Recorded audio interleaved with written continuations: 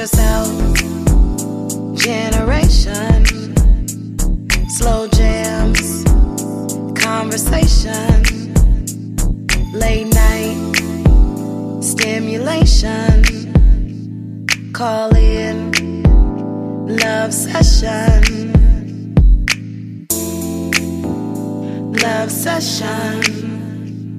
Monday night.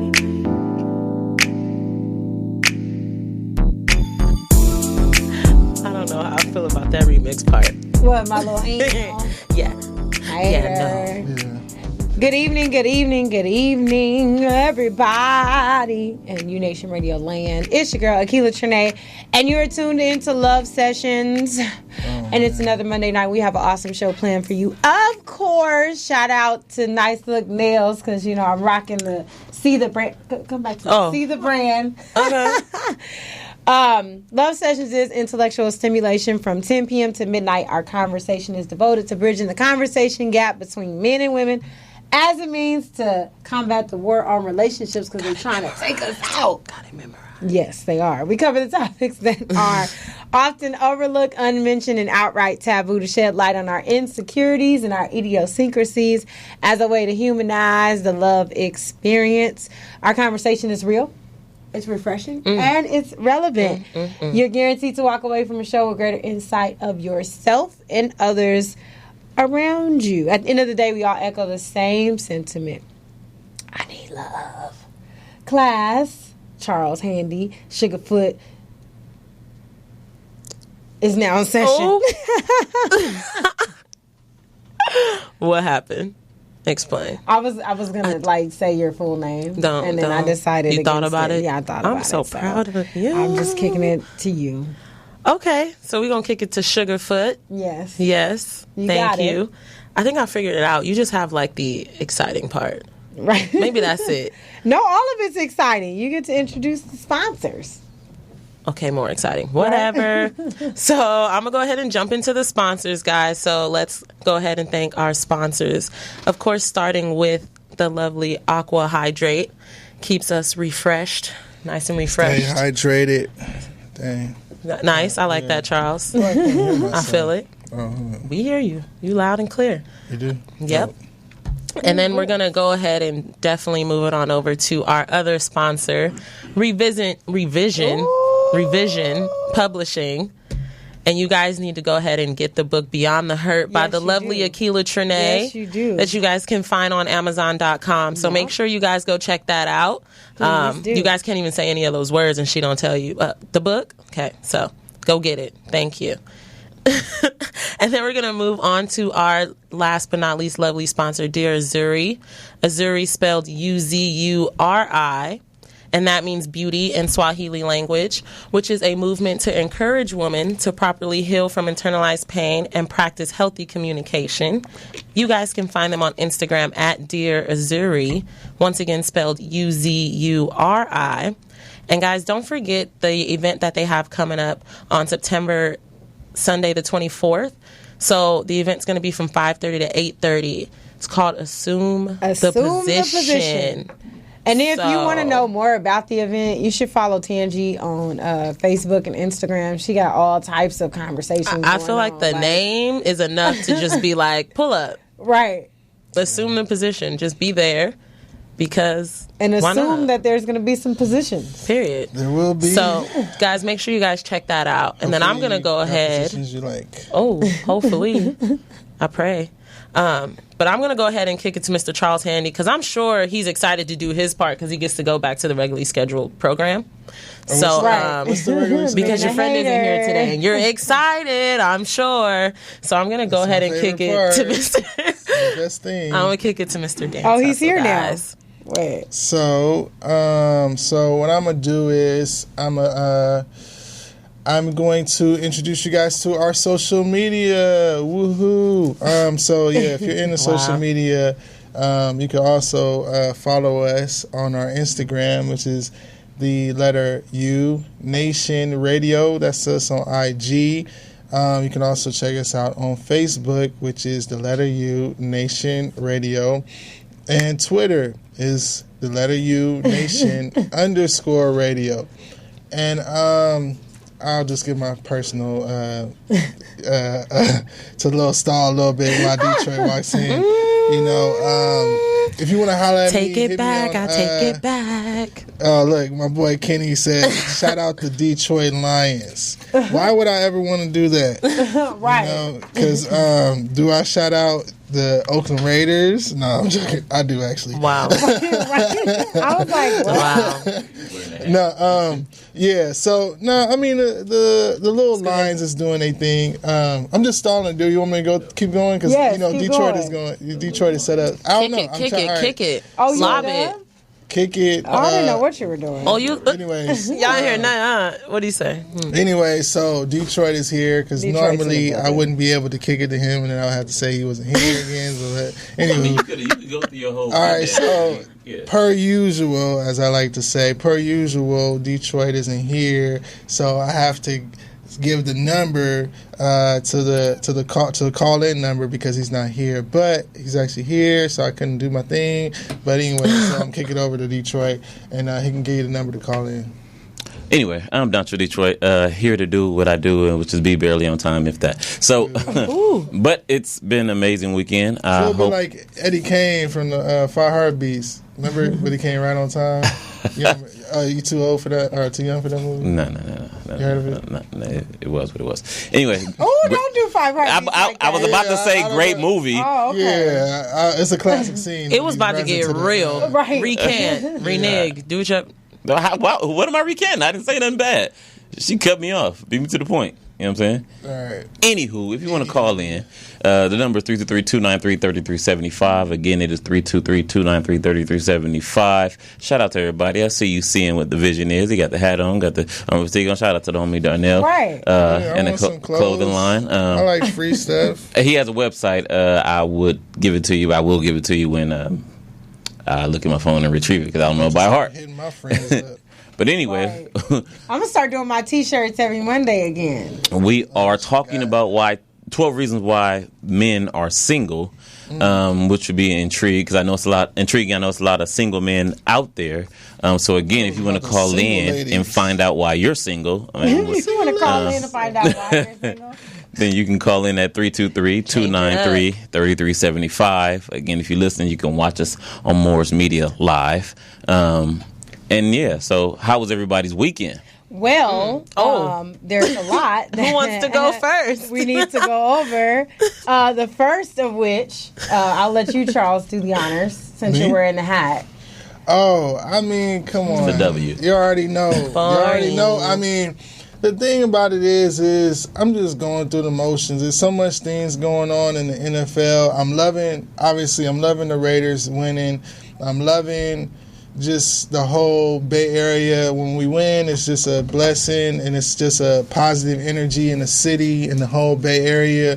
But it's just, I'm going through it as a Raider fan, just as like, okay, we're winning. We got Marshawn. Carr's looking like he might be like MVP of the season, but it's still bittersweet. I can't. It's early, and just because I know you're kind of going there or like leading there, but I do want to say we do have an awesome show, and it wasn't really mentioned, but we do have Kris Lofton in the building. I was going to say, shout out to Kris. D. Kris D. You said it so fast. It sounded like Christy. I know it sounds like Christy. I said Kris D. Chris. Lofton. Yeah. But what I was going to say was shout out to last night's episode of Ballers, because I felt like it was like an ode to Oakland, because they really are and they put talking about right. So they were in Oakland. They went to Berkeley. They went to Everett Jones in Berkeley. They went to Everett Jones in Berkeley. The location so in excited Berkeley. and it is so cute. You understand? You from LA? Don't hate. You from LA though, Whatever, right? let's just go ahead and finish y'all little thing so we can drag on. LA? Just finish what y'all got. Where's she from? Yeah. I don't. She ain't claiming nothing. I don't know either. Did you claim anywhere? I'm just she saying, claimed mommy and MD, mommy daddy. It's the excitement of shout out to them. You got to understand, like Oakland goes through so much. You know what I mean? And then we get hated on, and then haters gonna hate. It's just a good feeling, especially whenever you can connect to something, especially because as Charles and I are both, we don't live there. You know what I mean? We've moved away, but for good reason, and we're still doing what we need to do when we go back home. You get what I'm saying? But at the same time, it's like you can still show love to that place. And that's why the Marshawn going down thing was just so it was perfect. It was perfect to see Marshawn. But I mean, that's what he was put there for, I think, in general. Like, honestly, it's a quote from John Madden, old school. Shout out to John Madden. He doesn't just make video games. He used to actually be head coach of the Raiders, won, I think, 2 Super Bowls. Maybe I could be tripping, but maybe 1. But anyways, he's amazing. And his quote is he was like, they're leaving Oakland. He said the NFL has to give the Raiders something, or Oakland. He says the NFL has to give Oakland something, right? And literally, like, a couple of days after that quote, we get Marshawn Lynch. You know what I'm saying? And I just feel like that was. Like, that literally is something, is spiritual, it's like him coming back home. Like, Marshawn is a staple in Oakland. Like, he's always been. Absolutely. I've been to a game when he was at Seattle, and he was there, and he had, 30 family members just of his own. Just like so many people just go out because just to see Marshawn. And so for him to be back in Oakland, it's like a real thing. And it just is like, I just hope we get a championship in Oakland. You know what I'm saying? Like, I want to get an Oakland championship. I don't want to just get a Raider. Absolutely. You know what I'm saying? While they're still there. Do we have the clip? We should. Yeah. Oh yeah. We should. So y'all can see what we're talking about, just in case you don't audience. Know. But y'all know it's going viral. Right. If you don't know. Now you know. Although I think you already know. So don't hate. And the Jets are sitting over there mad, like, I think that's mad disrespectful. I think. Are you kidding me? I think it's mad disrespectful that y'all that porous. You know what I'm saying? Right. You know All right, here we go. Here go the clip. You are looking live at Marshawn Lynch dancing to the music during the timeout, and the crowd has gone absolutely wild. Quirky, unpredictable, entertaining. Authentic. That's the word that kept popping up with anyone that we spoke with about Marshawn Lynch. So you think you can dance? Marshawn Lynch, happy to be home, wearing the silver and black. Shout out I got goosebumps on that. Every time I see that, I get goosebumps. The whole stadium was going. I was like, ooh. Yeah, and that's how it used to happen back, like back in the day when everybody used to go like dumb and yeah. That's Shaking how it used to be. Like that. That was the vibe. That's why that was the got culture. dreads just for that. Right, and now I'm like, hey. No, but look, I was saying, I just want to shout out Vail. I want to shout out Vail. You know, he's from Oakland. He used to actually be a dancer back in the day, but he's doing music now. So I want to shout out to Vail. And that was his track, Oakland, if y'all want it. Because I seen on the Oakland Raiders fan page on Facebook, I had to post Vail because people was like, whose track is this or whatever. Mm-hmm. So everybody know that's Vail, Oakland, and Marshawn was repping, you know, for the town biz. And I wanted to continue that energy. And well, just so y'all know, I just feel like that's just an example of, because I was talking to one of my friends too, and she was like, oh, you've been living in LA for all these years, you from LA? I said, no, I'll never be from LA. I can appreciate Inglewood because that's where I stay, but it's just a love. You get what I'm saying? It's just a love thing. And him doing that is just an example of how we feel when it comes to that. It's like, if I can't explain it, I can just show the video. I'm just start walking around with the video like, you don't get it, look. Okay. Well, you know, and every place has their own type of situation. Exactly. You know what I'm saying? And where they come from. Hometown hero. Like, I'm sure it's... Well, just sure we're going to say when Kris comes back, we're going to say, like, when D. Rose was balling in Chicago. You know what I'm saying? Like, you know what I'm saying? That has to be the same or kind when of feeling. Barack Obama was, you know what I mean? Well, just period. Like, when you go to different cities, they have their own whatever it is. Y'all got it. Y'all got it. I ain't even saying nothing. No, but it is. Y'all just like, because y'all know I don't. Okay. I like. See, that's what you get to fix it. Y'all know how hard I've been on y'all about Oakland. You know what I'm saying? But when I remember going to Dallas and going to a club and I didn't know nothing that was going on, but everybody was feeling it. When I go back to Memphis, it's the same thing. The jargon is way different and everybody's feeling it. And then when you see that, and it wasn't just him. The fact of he was going haywire. You know what I'm saying? So like you can't miss that, right? So he's like, oh, you know what I'm saying? And then everybody was already when he went back. Feeling him. You know what I'm saying? And just look at I would just say I got the first thing I got was my Bleacher Report, and they said this is the hypest moment in NFL history, and I was just like, yo, who the heck is running this Bleacher Report post right now? But you couldn't do it. I got Sunday Ticket, and I'm trying to watch the game, and all you hear is just on one of the screens.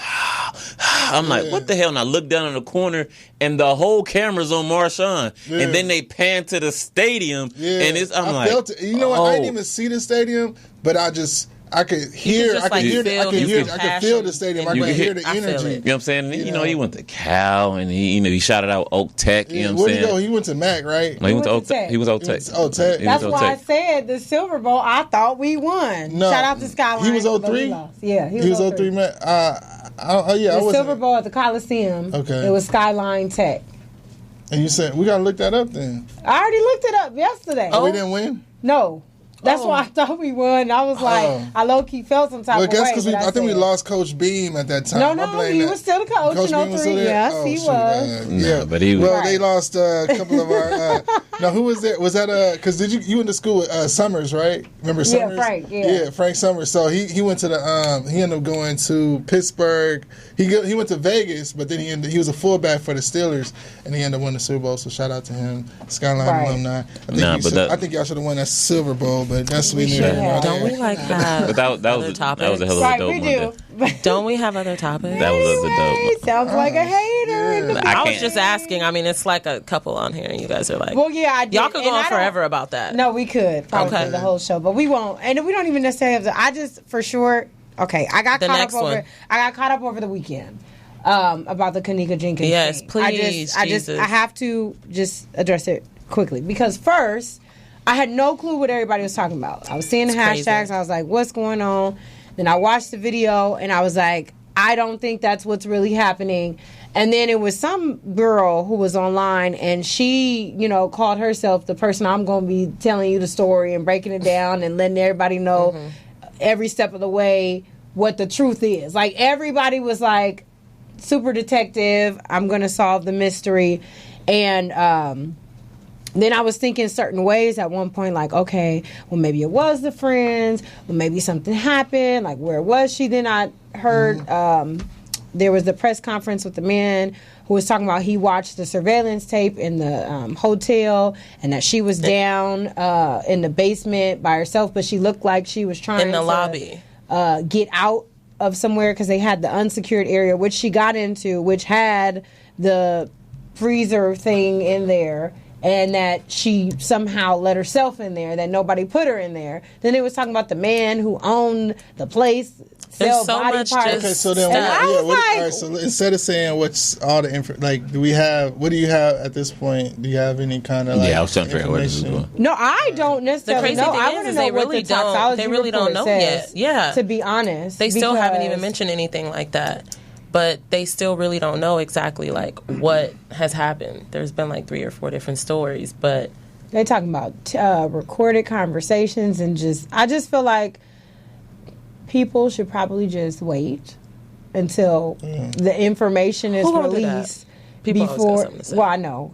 Now the internet. The same way we wait is news. What? And the talking same about way we wait. Well, no. I'm just saying. I'm not saying this is what the story is or not. I just ended up getting caught up in watching the videos and trying to figure this stuff out because it then got interesting to me because then I wanted to know what happened. Well, the only thing I see is that she's way past inebriated. Like it's on a different level. Like there's drunk and then there's whatever she was. She's like drugged. Yeah, she seemed drugged.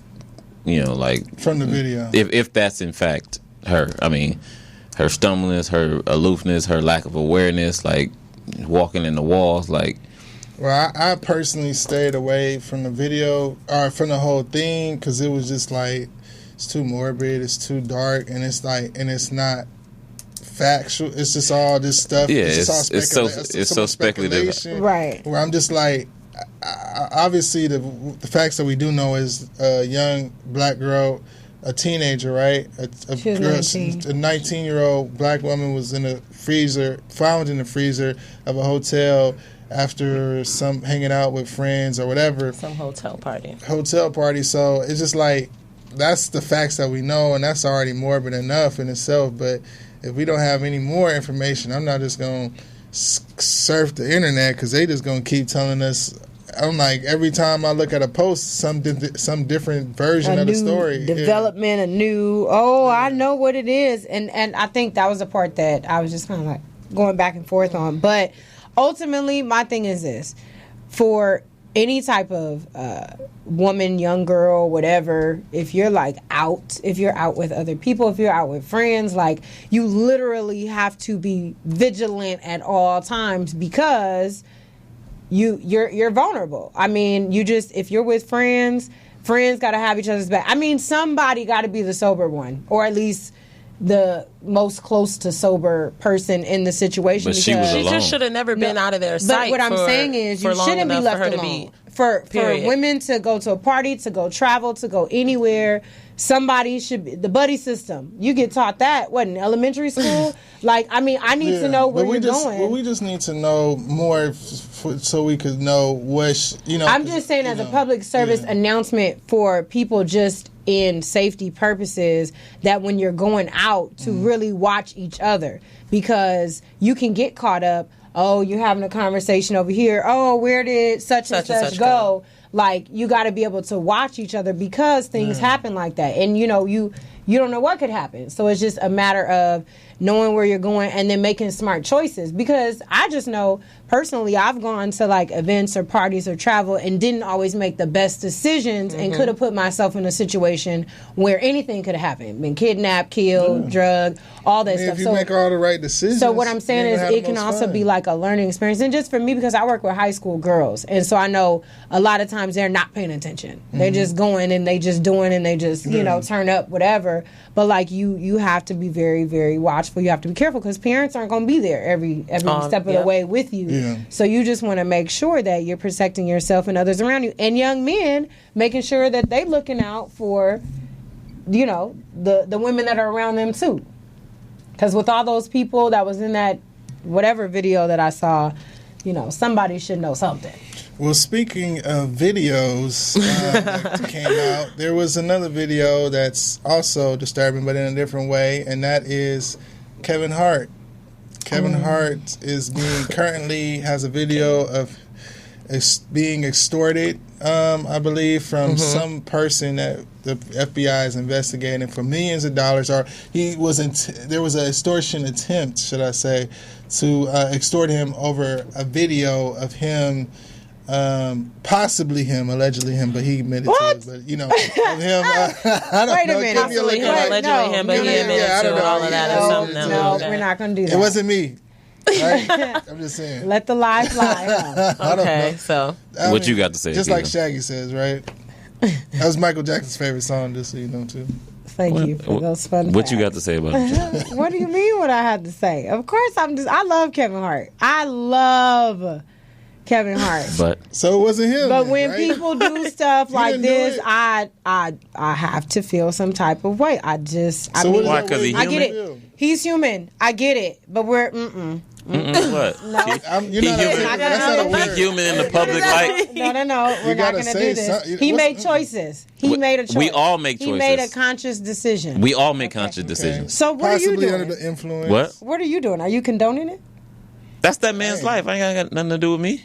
Okay, well, I don't know the trials and tribulations that's going on. A public figure or not, he could have been Charles, and I still would have felt the same type of way. Well, so you don't like none of your homegirls no more? Look, we watched Insecure. Here you go. We watched Insecure. They might have an open relationship for all we know. His wife might have known the whole time. Obviously not. It's a possibility. Obviously not. Obviously, she ain't said nothing. Okay. She doesn't have to say that at all. She might be like, the gag is, I'm the one who set it up. Okay. I'm just saying, right? Look, It wasn't me. It was. That's all he has to say. That's what he should have said, honestly. But that's not what he said. That's not what At the end of the day, men make mistakes, women make mistakes. I get that part. And that's fine and dandy, right? But what's done in the dark will come to the light. But at the end of the day, I don't care if you're famous or not, you make a conscious decision, you make a choice. And if those choices that you make and you just happen to be famous when you're making them, you got to deal with the consequences that come. And right now, the internet is not nice to anybody. And they make no exceptions. Let me ask you a question. So he doesn't get an exception. Let me ask you a question. Go ahead. Ask me a question, Detroit. You ever been wrong before?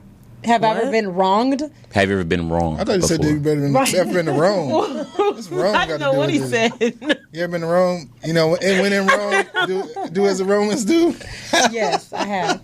Now, before you was wrong. I've never been wrong like that. No, that's not the point. But you've been wrong before, so right? Look, what is you? Sin is sin. Time out. That's not the point. But when you were wrong, did you know you were wrong at the time? I don't understand where this line of question is. Just answer the question. Maybe, maybe not. All right. So we're talking about something that I don't even know what I'm talking about being wrong about. That's not the point. I said the wrong name. I'm about to tell you right now. Answer. I'm about to tell you right now. Some people make conscious decisions and they're wrong, and they thought they were right. What does that mean? That does not justify this. That's not the point. You're lost. I'm done talking. That's not the point. The point is he's in the public light. I'm not going to condemn the man and make it any more or any less because he did something that's amongst common people that they do. What? I don't know, man. That's not a common people. Take a side. So wait, niggas walking around being faithful. There's some. Yeah. There's some. So that makes it. Wait a minute. Makes it right because they knew it was wrong, but it felt right. That's not the point. No, what you're telling me is that basically that's what everybody does. No, I'm saying that ain't none of my business. Okay, that's not what you just said. I'm saying it ain't. He's not any extraordinary because he cheated. You just who said he was? But it's magnified. And I don't care. Because in the public light. You know what? That's why I'm not talking. We're not talking to Detroit Yeah, when he gave to the Hurricane Harvey. So who's going to take us out? Because he's going to try to take us to that. Well, everybody that gave to Hurricane Harvey. Whatever. I don't know what the first track is. Only he knows. That's. But poets do. Could I just say this? All that to say, look, Kevin. Look, Kevin. I wish you the best. That was good of him to man up. You know what I'm saying? He manned up with the situation. Because my wife says his saying, and it's like when you act up, you get caught up. I feel like it's like a magic thing or something. Like she literally said, like truth comes to light, basically. And exactly. And I think in his situation, it was something that he did in the dark and it came to light, and he just had to get in front of it, which I do respect because it's like, hey, you know, you don't want to be extorted for you don't want to add on, allow somebody to extort you for the mistakes that you made. You just got to man. Well, he definitely should be honest about it. You know what I mean? Like he that's my thing. If you want to do that, be honest about it. Period, point blank. If you want to have multiple wives, then do that. If you want to have an open relationship, then do that. But just be honest about it. To who? Don't start. To who? To whoever with his wife's name. We're not digging into that, y'all. Kyoko. Because he about to dig. You see his face? Just say woman name right or something. Anyway, these folks is out of line. POTUS, we about to get to our first commercial break. Cue us up. Yeah. What is it? Just make the transition.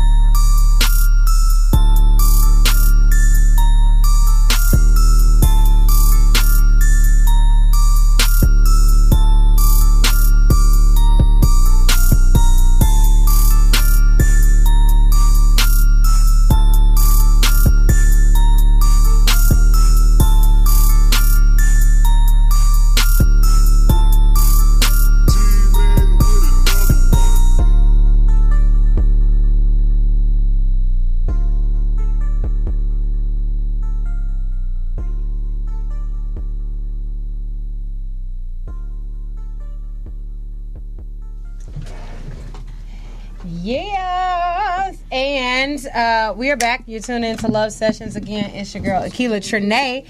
And we have another guest in the building joining us. And of course, as I always do, I have to give the, intro, little background info about Mr. Kris D from the Lofton clan. From the Lofton clan. Born from mother Angela Lofton and father you taking Willie it there, Lofton. And also one sister, Kristen Lofton. At the tender age of 8, he wrote his first song, recorded it, and passed it out at school to all his friends in the lunchroom and gym.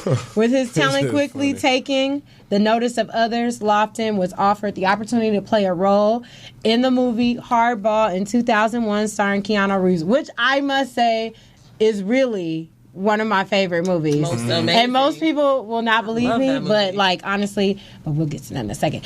This big screen film led him to being featured on the Hardball music video featuring Lil Wayne, Lil Zane, Sammy, and Bow Wow at 12 years old. Upon graduating from Proviso West High School in 2006, the same year, Lofton became the Walmart back-to-school college spokesperson, as well as made an appearance on MTV's My Super Sweet 16. An NBC5 news segment, and various McDonald's commercials.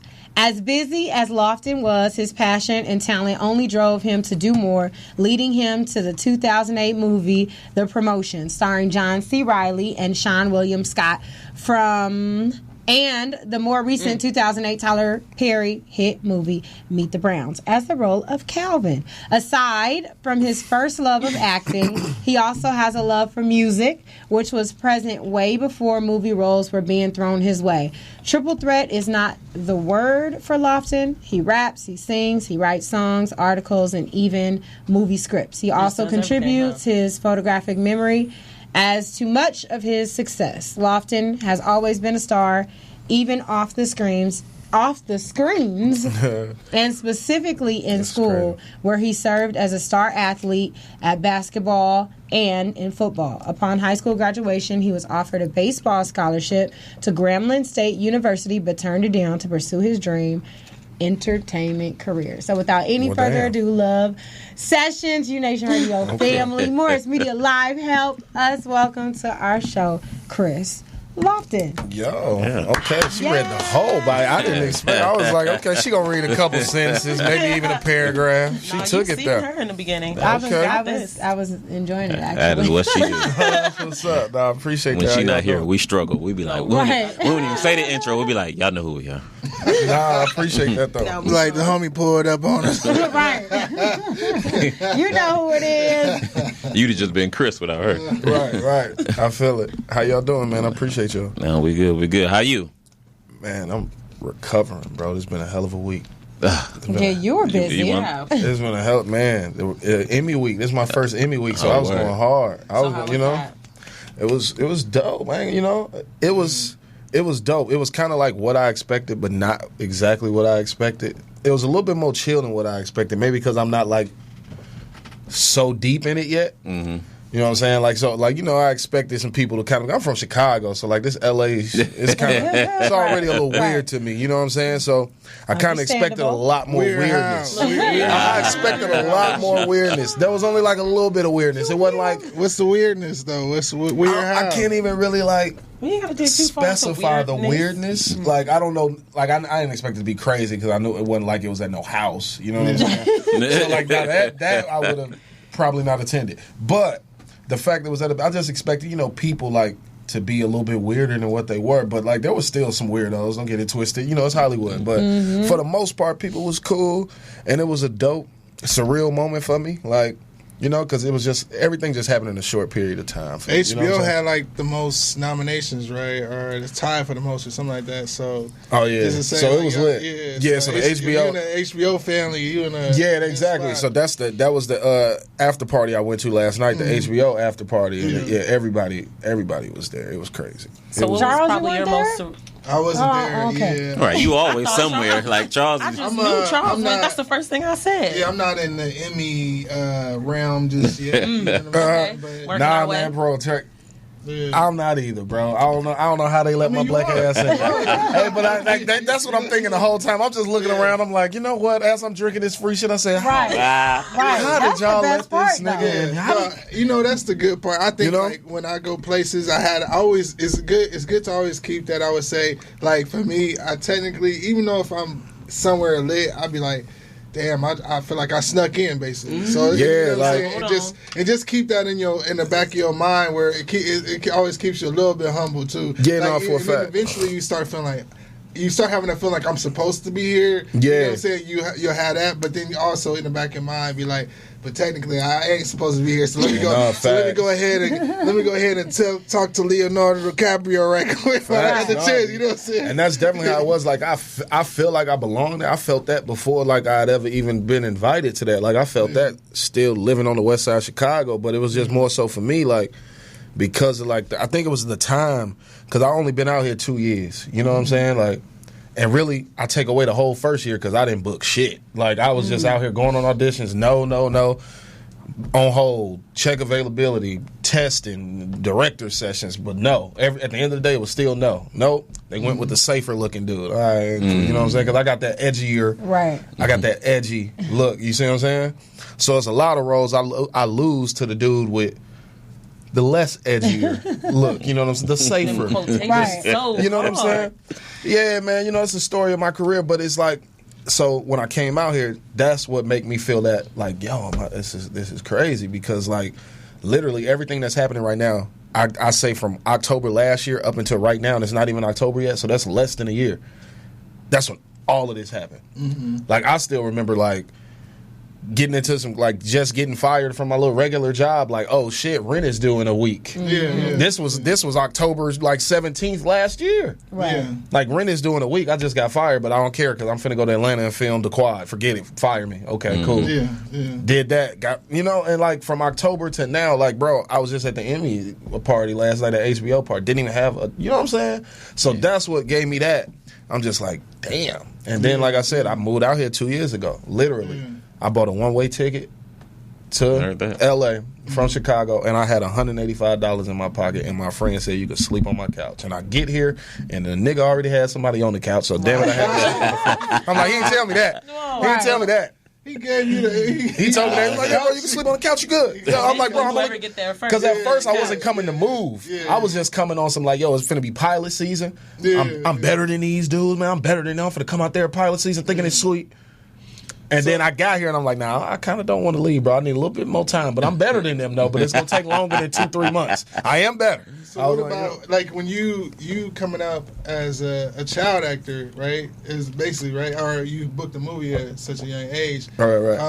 Is that something that gave you the confidence to feel like you could do this, or how did that start? Well, I won't say hardball. When I did hardball, that didn't give me the confidence to do it because, like, honestly, if you were to look at hardball, and I know y'all familiar with it, so if you watch hardball, because y'all, I mean, everybody see hardball. I would tell people that, and they be like, hardball. I just feel like if you were to look at hardball, I don't think nobody watched that movie and said, "Yo, him." And Mike B. Jordan. Right. Nobody watched that movie and said that. Everybody thought it was G-Baby. Exactly. People don't even know Mike B. Jordan was He just said it. I was like... My sister told me, and I was like, for real, I was watching. But I remember. Me and Mike B. Jordan are like the only two from Hardball that's done anything since then. So, like, Hardball didn't make me realize. And then at the end of the day, I wasn't no actor. I was a kid from the west side of Chicago, bro. I wasn't no actor. They had an open call audition. They put it on the radio. I didn't even know it was a movie audition. I play sports for real, so I was like, yo, this must be a hell of a baseball team if they talking about it on the radio. I said, yo, moms, take me where the radio said. They said they need young black boys and they play baseball. I was like, yo, take me. And she took me, and I get there, and it's just like 500-600 kids there, and they got on suits and ties and shit, and they mama, here, baby. I'm like, yo, what's going on? I came in some jogging pants, a t-shirt with a baseball hat on, and a glove. Ready to play. That's what helped you, That's how I came to an open call. It was in an abandoned mall in Chicago. In an abandoned mall, they used this big old, like, World Foot Locker at the time. This is how you know it was a long time ago. World Foot Lockers was still around. You feel me? So, and that's what happened. And I went there, and it was like 500-600 kids, and they picked 5. And I was one of the 5, bro. I don't, like... From the west side of Chicago, bro. Like, I didn't know. That wasn't the thing that did it for me. It was just like, being in that at that young age was like, yo, I don't really know what's going on, but I think I kind of like it. Yeah. You know what I'm saying? I was like, yo, I ain't been to school in like 2 months. My mama buy me pretty much anything I tell her I point at and want. She buying it. I'm like, I ain't really understand what was really going on. I love it. I'm like, but I'm living downtown in a hotel and a car come and pick us up every day.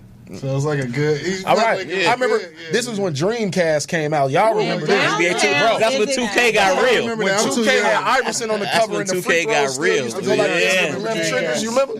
Bro. I remember going to the Toys R Us downtown Chicago on Michigan Avenue at like 11 to 12 years old when Dreamcast first dropped, and I copped me a Dreamcast and like every single game that Dreamcast created.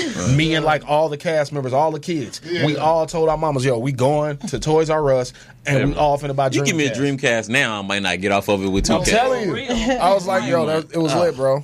It was lit. Creative players couldn't miss, though. That pissed me off. Yeah. So was that at that age that you decided that this was going to be what you really wanted to do? Like, when do you feel like you decided that? I knew I wanted to explore it then, but I think I knew it was what I wanted to do a little bit older. It didn't really click for a while. I just knew I kind of had that nonchalant approach to it because it's just like I said, I'm just a dude from Chicago, but I just so happen to be good at this. You know what I'm saying? Mm-hmm. Like, it was never nothing I thought about. Mm-hmm. I just did it one time. I happened to be good at it. Then I kept doing it, and I got better. Then I grew passionate for it, and then it just became everything that I thought about. And honestly, I said in another interview, I honestly feel like acting saved my life because on some Chicago, you know what I'm west saying? West side of Chicago. Yeah. Right, like if there was nothing else in my life, not sports, not family, not letting my mama down, there was nothing else that I could say that made me second guess the decisions I made in life. And that was scary to me. You know what I'm saying? There was nothing else that hit. It wasn't, I could get in trouble. Right. I could go to jail. None of that would make me be like, I probably shouldn't do that. The only thing that did that for me was, damn, if that happens, I'm not going to be able to really act. They not going to mess with me. My agent, damn, I'm going to tell my agent I'm in jail and I can't go to an audition. Right. That was what clicked with me. So I was like, you know what? I'm trying to chill out. I don't need none of this. Y'all good, bro. I'm going to holler at y'all. Like, y'all good. Y'all go ahead. Take that ride by yourself, you know? Mm-hmm. And it was just kind of like, for a minute, I was living like a double life, you know? And it just got... Yeah. Was it like Boys in the Hood where Ricky... Like, get out. I got to get out the car. They letting you out the car. Like, bro, like, basically, like, no, dog, legit. I would be in the car with my homies in Chicago, riding around the streets, doing whatever. My agent will call my phone. I'd be like, bro, turn that down. Y'all shut the fuck up, Y'all shut up. This is my agent. Hello? So, like your character on Ballers, huh? Like, you know what I'm saying? Like, I was legit. That was legit. Yo, bros, y'all shut up. People, you know what I'm saying? Y'all shut up. Like, legit, because my agent on the phone or a director's calling me or the wardrobe lady, because I just booked the show, is calling to get my sizes, or the producer's telling me what to expect, and I'm in a room full of just 20, 30 in a trap house somewhere. I'm like, bro, will y'all shut up? Right. Like, y'all don't even understand what I'm on the phone doing. Like, bro, chill out. Chill out. These are people from Empire on the phone, bro. You got to chill. Trying to get this loan money. Like, right. Chill out. You know what I'm saying? Like, and after a while, it just became like, bro, what am I doing? You know what I'm saying? Mm-hmm. Like, it was just too much I felt like I had more to lose than the average person, so I just had to chill and just like, grow up. You know what I'm saying? And it wasn't like anybody could have told you that. It was like one of those things you had to come to on your... I work at a continuation school, so I work with a lot of males, young males. Mm-hmm. And it's funny because it's like sometimes I feel like a broken record, like I'm saying this stuff and they just looking at me like crazy, like, because they already know as soon as they leave out my office, that the end of that day, they're going to go get into some stuff. Mm-hmm. And then I may or may not see them, the next day or whatever. And I always think about that, like, it's not like I can make them do anything, but it's something that happens, whether it is sports for them or whether it is, something else that comes along, maybe another mentor or whatever that kind of puts things in perspective for them. Right. But right. That's a beautiful thing. No, definitely. And I got emancipated when I was 17 years old, so it wasn't like I had constant, like, guardianship over me. You know what I'm saying? Like, I had great parents. My parents were amazing. They raised me country. They from Mississippi. My parents I don't come from no broken home. They still married 28 years, still together. You know what I'm saying? So I don't come from that. So it wasn't like no at-home issues. I was just bad. You know what I'm saying? Like there was no like other reasoning for it. I ain't had no reason to be doing the shit I was doing. Right. I was good at sports. I had scholarships coming in. I'm on TV. I just wanted to be bad. I don't know. Like there was no logical reasoning. It wasn't my parents. You know what I'm saying? It was just like got emancipated when I was 17. I had my own condo, and my parents lived 1,000 miles away. My parents lived in Georgia. I was still in Chicago by myself at 17, finishing my whole last year of high school, and then I stayed for another few years after that, just by myself. So like I didn't have nobody to tell me where you going. Right. Like I ain't have to answer to nobody. Like I paid my own rent. I lived by myself. Y'all 1,000 miles away. And that right there, I had to grow up quick. So like that growing up, and then the Chicago and the uncles that you have, and so it was just like I felt like I was 32 when I was 17. Right. I really did. Quick, yeah. I felt like I was 32 for real, So, and I thank God for that experience, though, because now it just has me to the point where I'm not easily impressed. I'm over it. You know what I'm saying? And that was the best time I waited. I'm glad I waited till I came to LA until that happened in my life, to the point where I'm not easily impressed, because this is a very impressionable city. And I'm not impressed. You come out. It's people that come to LA and lose their whole foundation. I see you got the 3 hat. You've been shouting out Chicago the whole interview. Facts, bro. But I'm saying, that's what West Side. It's a real thing, just like Oakland for me. Like it's the same thing. It's just like, hey, I know what it is. I know what it is when you from somewhere, but because you come to LA, and in Hollywood in particular, it'd be like it's wave riders, meaning that whatever's hot, that's what they doing. Yeah. And then it'd be like the hottest dance, the hottest music. If a fanny pack cool, they rocking a fanny pack. You know what I'm saying? You be like, nah, what is that what they doing where y'all come from? No, I just picked it up at H&M. It's like, you know what I'm saying? Yeah, nah, man. It's definitely a real thing, man. I'm glad I'm not easily impressed, and I'm glad I've been surrounded by, because I'm young still, I guess, but I feel old. But I'm a vet in it. I've been doing it 18 years, so I feel old. Got to the point where you started separating you got your fame, and now you kind of separating your different groups of friends where people oh, we lit, and the other Chicago homies trying to come out here and live with you. Oh whatever, man, you know what I'm saying? But see, that's the thing. I don't look at myself as famous, bro. I don't know, But not how do they look at you though? Yeah, now see how they look at me is another story. You know what I'm saying? How they look at me is another story. But I will say this: I'm definitely the LA pit stop anytime anybody I know from Chicago come out here. It's like I live close to the airport, so as soon as a nigga land, they call my phone. Lambo, what you on? Lambo, what you on, bro? Where you at, bro? Where you at? I'm out here. I'm finna pull up on you. I'm floating. I'm finna pull up on you for where you at? Where you at? I'm like, bro, I got shit to do today, bro. But bro. Hear my address though. Come on through. You know what I'm saying? Hear the address, bro. Come on through. But bro, we gotta chill. You know, people out here trying to get lit though. They don't want to hear that chill stuff. Right? They trying to. And that's the worst thing I feel about living out here. G. The worst thing about living in LA is you don't account for all of the friends that travel here and be on some straight tourist shit. Right. You know what I'm saying? It's like, bro. It's Tuesday. Yeah. I'm not doing shit today. I'm like, what do you mean? On a Tuesday. It's like, bro, do you realize that you just saved money to come out here on a vacation? No wonder you ready to get lit. But bro, I got shit to do tomorrow. I got an audition the next day. I got a meeting tomorrow. I got an interview tonight. I got bills. The rent is due on the first. Bro, I'm not, nigga. No, we not going nowhere like that. If you want to come over here and chill, we watch TV. We may even smoke a couple. And we gonna chill. Some of that Cali, you know what I'm saying? But bro, all that extra shit, bro. I've been here 2 years. I ain't been to Playhouse once. I got shit to do. Oh really? Yeah. I ain't been to Playhouse once. I ain't been to none. I ain't never been to AOD. I ain't been to what it used to be Greystone. What's it called? Nightingale now. I ain't never been. I've been here 2 years. What y'all talking about? Unless it was the old Boulevard 3. I be chilling, bro. If it ain't no event that my publicist right there invite me to, I be at home. That's good. Staying out the way, bro. You feel me? You know what I'm saying? Bro, I done got, I'm too close. I can damn near smell it. I ain't finna mess it up. Yeah. I ain't finna, I'll be in the crib, bro. You hear me? Yeah. Well, And some people probably lurking, waiting to set you up. Yeah, I'll be in the crib, man. Well, I see your character. Can we get in the Ballers? Yeah. Oh, yeah. I see she was saying Ball. So I've been watching, Bittersweet, like as I was saying, because it's all about, we going to Vegas, you know what I'm saying? So I feel like are like, for one, that's a whole nother storyline. But with your particular storyline, you got introduced to the show as like this kind of like almost like a player that's good, but they're not sure about you because you got this whole kind of street side thing, and it's like, is that there go that edgy look again? Yeah, the edgy look kind of thing. It worked for me this time. Yeah, so it worked in your favor. So is that something that you gotta?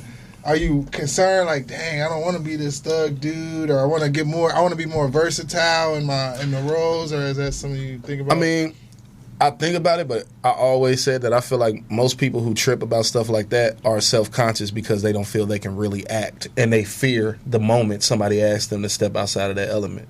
You know what I'm saying? So that's why they consciously always thinking about it, like, man, you know what I'm saying? But with me, it don't bother me because, like, I can, like, really act. You know what I'm saying? Like, I ain't worried about it. Like, I'm content in the fact it's like, cool, y'all want to pay me to do some shit, and y'all call it acting. I'm being myself. Y'all think, he's so great, he's phenomenal. Like, no, nigga, I was doing this yesterday. Like, me and my homie, like, you know what I'm saying? Like, I'm not that. You know what I'm saying? Like, so it's like, until y'all really ask me to act, then I'm gonna show y'all. Then it's like, and that's so why. What kind of scene you feel like would be consider yourself like really acting like that would pull something out of you like that?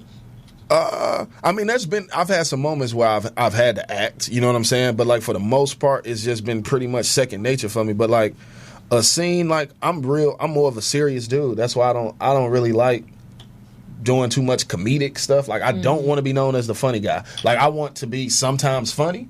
I want to be like funny in conversation. One of those dudes it's funny because he's serious type of niggas, as opposed to no, this nigga's funny. I never wanted to be the funny guy. So it's like with me, like a more serious role would be the one where I can just like really show y'all. Like I want to do some crazy type shit. Like I want to be like a sociopath, or like I want to do like be a serial killer type of shit, like one of them crazy split personalities. That just sound fun. That just sound fun. Seen the movie like Mr. Brooks. I want to do some shit like Mr. Brooks.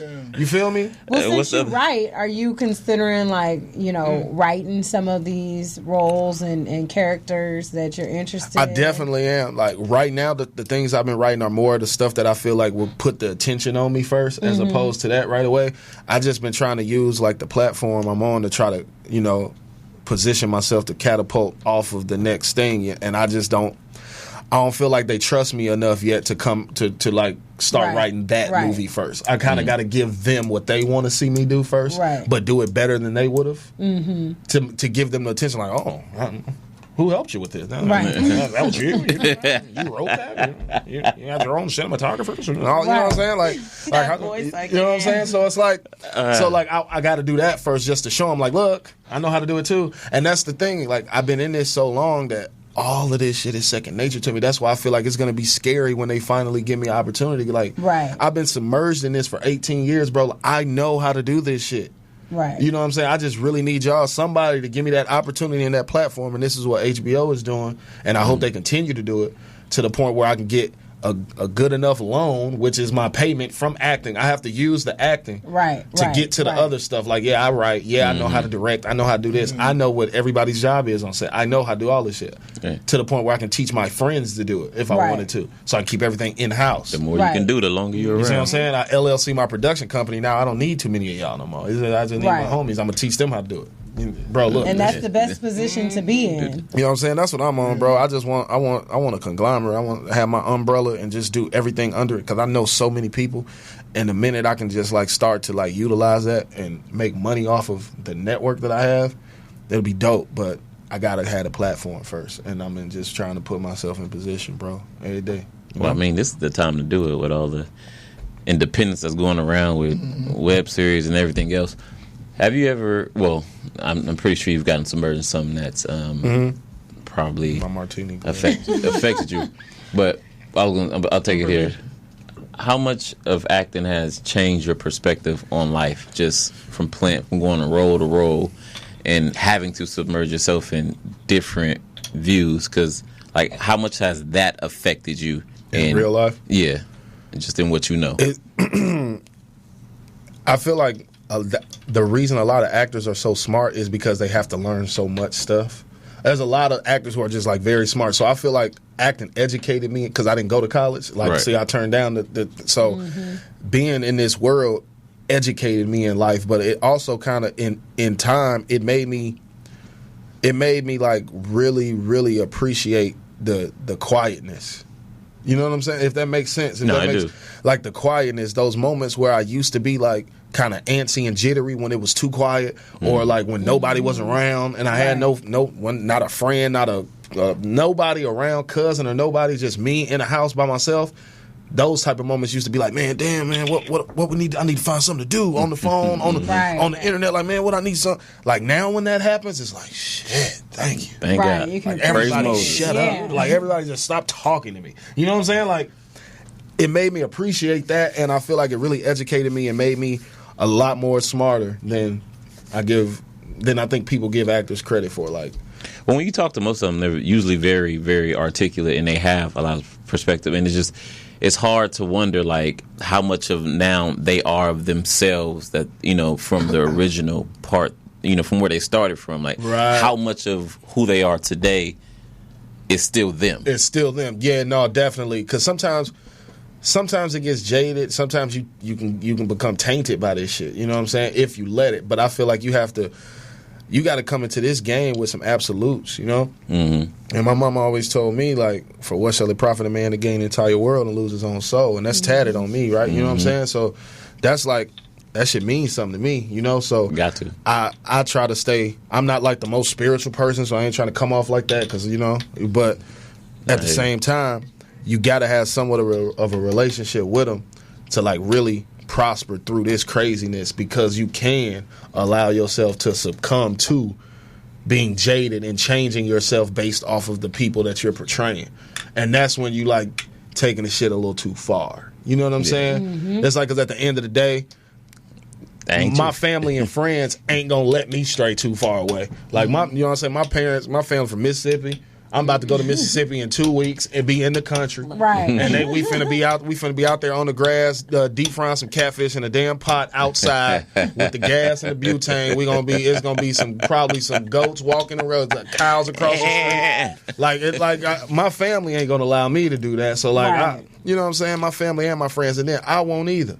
Mm-hmm. I won't allow myself to get too far off. Like sometimes my friends that crack jokes, they'll be like, all right, Kassan. I'm like, bro, like, because I'll do or say something, they be like, all right, Kassan. Like on my mom, when she gets mad at me, she'll be like, oh, I don't like K Loft. That's my nickname when I used to be like on some other shit. That's what my mom would say. That's how I know she mad at me. Or I said something, she'd be like, you know what? I don't like K Loft. I don't like this nigga. That's how my mama talked to me. I don't like this nigga. That K Loft. I think I'm talking to him right now. Call me back when Chris is available. Call me back when Christopher's available, because I don't like K Loft. I don't even want to talk to this nigga. Bye. That's how my mama do me. Sound like a mama. I don't even want to talk to him. Bye. So I'll be like, all right. Well, Ballers though. Back to that. Is that? Do you think it's accurate as far as the depiction of how the players have the image? Like, for instance, your character, he has to get rid of all his homeboys just to for them to want to trust him to be in the league. Like, how accurate do you feel like are some of the depictions in that?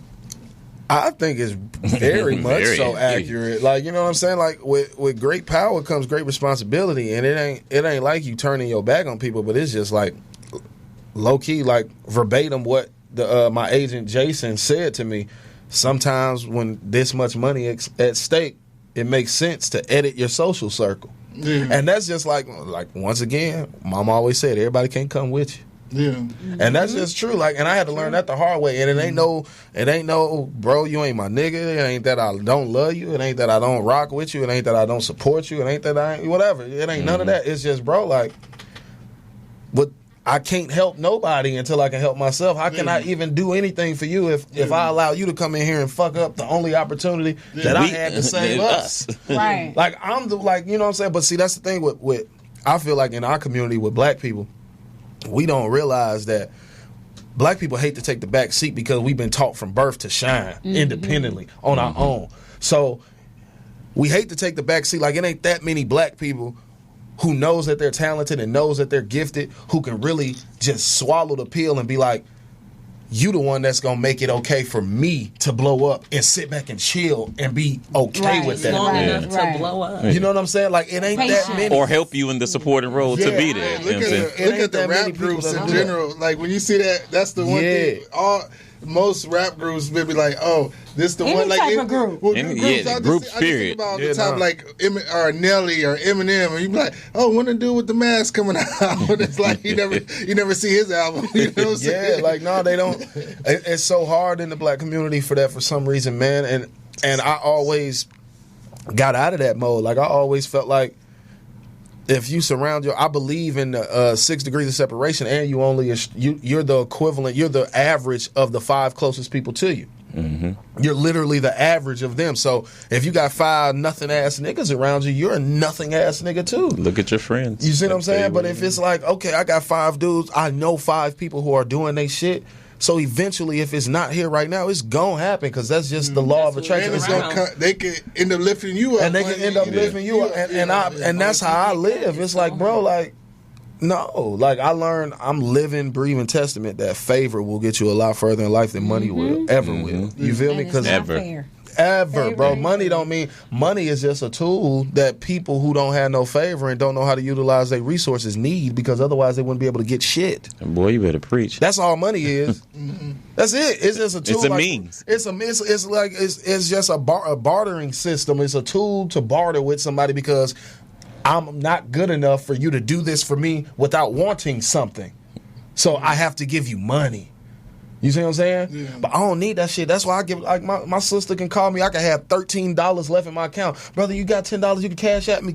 Send it. I ain't even ate yet today, and it's 2-3 o'clock. Send it to her because I know I'm gonna be straight. Mm-hmm. I'm the type of nigga, I'm gonna walk outside, a stranger gonna walk up to me and be like, yeah, you just look like a great guy. Here you go. Like, that shit just happens to me. Mm-hmm. I can't explain it. Yeah, so that's why I just be like, bro, the people that actually need that, because I know my sister, if she wake up with $0 in her account, it's a stressful day.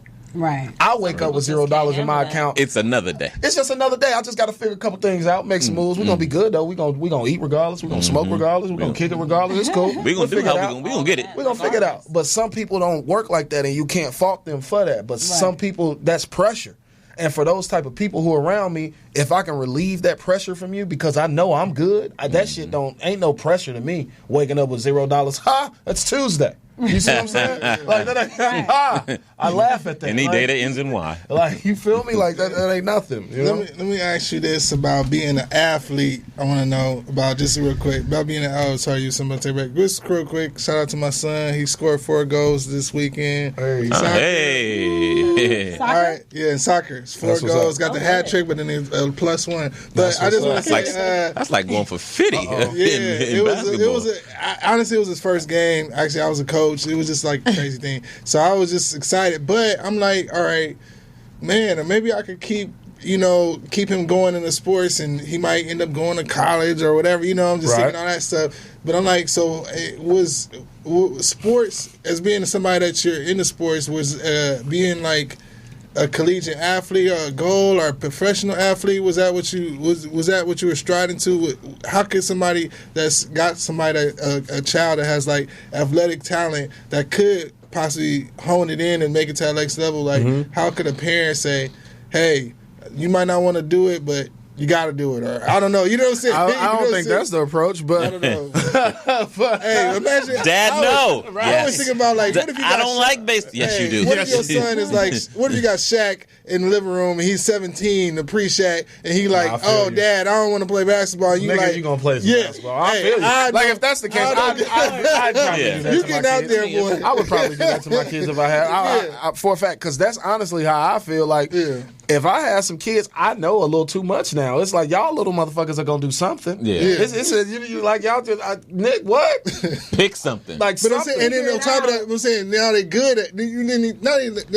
They're not just doing something. They actually like good at it. Yeah, You know what I'm saying? like definitely for me, I was thinking about professional sports, and I felt like I was good enough to make it there too. But I was I think I was more so. I wasn't really passionate about the actual things. I was more so passionate about like the getting us out, my family. You know what I'm saying? So it was like I ain't gonna necessarily say it was about the money, but I had to strategically think and like I said at a young age. So it ain't that many 17-year-olds that's sitting down with scholarships in front of them, and I was literally thinking, I was like, okay, do I keep acting or do I go do this? I was like, all right, damn, I've been playing sports. How many 14, 12 years already in my life. Okay, I go to school, that's another 4 or 5. Okay, then if I don't go straight to the league, that's another 4 or 5 years to try to get to the league. And you talking about baseball? Yeah. So you going to the minors. Right, I got to go to rookie ball, and single A, double A, triple A, whatever. And I didn't feel like I was good enough to go straight to the NFL from college. Like I was good, I would have had to try out for a team, or I'd have had to just go crazy in college. Be a walk-on. Yeah, you know what I'm saying? Like I would have had a scholarship to play football, but I'd have just had to kill it. You know what I'm saying? College, So I was thinking about all that. I'm like, all right, man, if I go out there and I was going to go to Grambling. Okay. I wanted to go to Grambling. I was a country boy. I wanted to be in the SWAC, Battle of the Bands. That's all I cared about. I wanted to be around that, them blue and gold dances. I just wanted to be around it, you know? Yeah. So I told myself, though, I'm like, bro, if I go out here and try to invest another 5 to 10 years of my life in this sports situation, and I go out here and break something, hurt something, and I can't do this no more, I just wasted 20 years of my life, 21 years of my life, and don't know how to do shit else. Right. But dribble a ball or hit a ball or catch a ball. Tell Thomas Jones that. So that's how I was thinking at 17. And so then I sat there and I thought, I'm like, man, well, at least if I keep acting, even if I don't be Will Smith, I ain't got to work. And that was my biggest thing. I don't want to punch the clock for nobody. Mm-hmm. You know what I'm saying? That was my biggest thing. It wasn't necessarily about being rich. You know what I'm saying? It was just about what could I do that I like to do and I ain't got to punch a clock. And it don't matter if I get hurt. Because see, with acting, if I get paralyzed tomorrow, get hit by a car, there's a role for somebody in a wheelchair. I'm starting to go bald a little bit. When it all start to go bald, there's a role for the bald nigga. If I get out of shape and I'm fat as hell tomorrow, there's a role for the fat nigga. Yeah. So it was just like I was just like, I'm built in here. I was like, you know what? I think I'm gonna stick with acting. Like, nah, because I know if I invest 10, 15 years in this, I like my odds a little better with this one. And it's just like, nah, man, I ain't worried about getting hurt. I ain't worried about getting out of shape. I ain't worried about not doing what I like to do because of it. So it's like... And you was already getting compensated. Right, and then I was already getting paid for it. So it was just like... And then the school was hitting me with so many rules. Like, NCAA regulations, it's illegal to get paid as an amateur. As an amateur. So technically, sports movies is a paid athlete. Oh, really? Right. Yeah. They consider that to be a paid athlete. Because that's the thing that I always think about when I see somebody that's an actor like you. Like, if you was a rapper, musician, anything, you could have literally just you could get paid to do it, right? Yeah. As a college and while you in college, right? But the second you go to sports, it's like you go to sports, bro. They wasn't having it. They wasn't. So that helped my decision too. I'm like, so you mean to tell me I can't do a sports movie if they was asking me to do a sports movie? The whole that you've already done a sports movie? And I'd already done a sports movie, and I was up for another one at the time. Ended up not getting it, but that's a whole nother story. I think that's why Taj Marsh stopped acting too, because he was a dope running back. Yeah? He was dope. Dude was dope. You single? Nah. That was random. But we're going to figure out why you not single. Are you hitting on them? Poetess, we about to get to the commercial break. Poetess, cue us up. Yeah. Funny.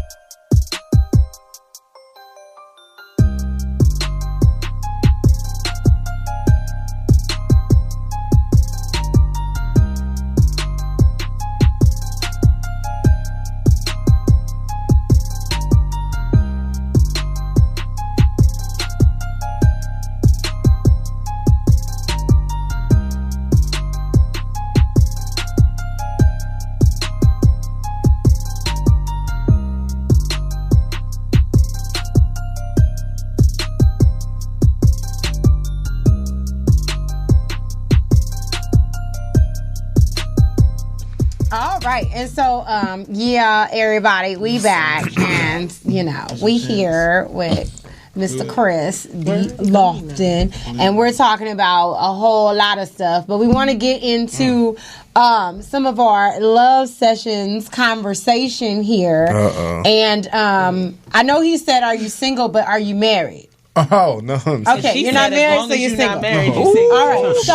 Oh, hell. He will be soon after this. Like, we good. No disrespect to the relationship, but she's super sleep. She on her like third, fourth drink. People talk a lot about single women, right? And so it makes it seem as though there are no single men out in the world wanting to be married and all this stuff. So I found this article, or these 12 reasons why single black good men or good black men are still single. 12 reasons why. So I wanted to go through the different reasons and find out from the men on this panel if you've ever had an experience with that, or if you can kind of connect to it in any way. The first one says that these single men keep meeting women with unrealistic expectations for what they want in a man. Wait, Yeah. she ain't even finished. Hold on, pause. That part. Can she finish? I think she's done. Oh, okay. That part. Unrealistic. Okay. Care to elaborate? You had a response, so I want to know, what would you say is an unrealistic expectation of a woman in a man? Are we talking a boyfriend or are you talking a husband? Either way, however you want to address it. I just, you know what I'm saying? I think it might be a little not biased, but I just feel like in 2017, shit has changed. Like, I understand, like, love is love and courting is still courting. You still courting, you still do all that. And that's cool, but one thing I tell women is you can't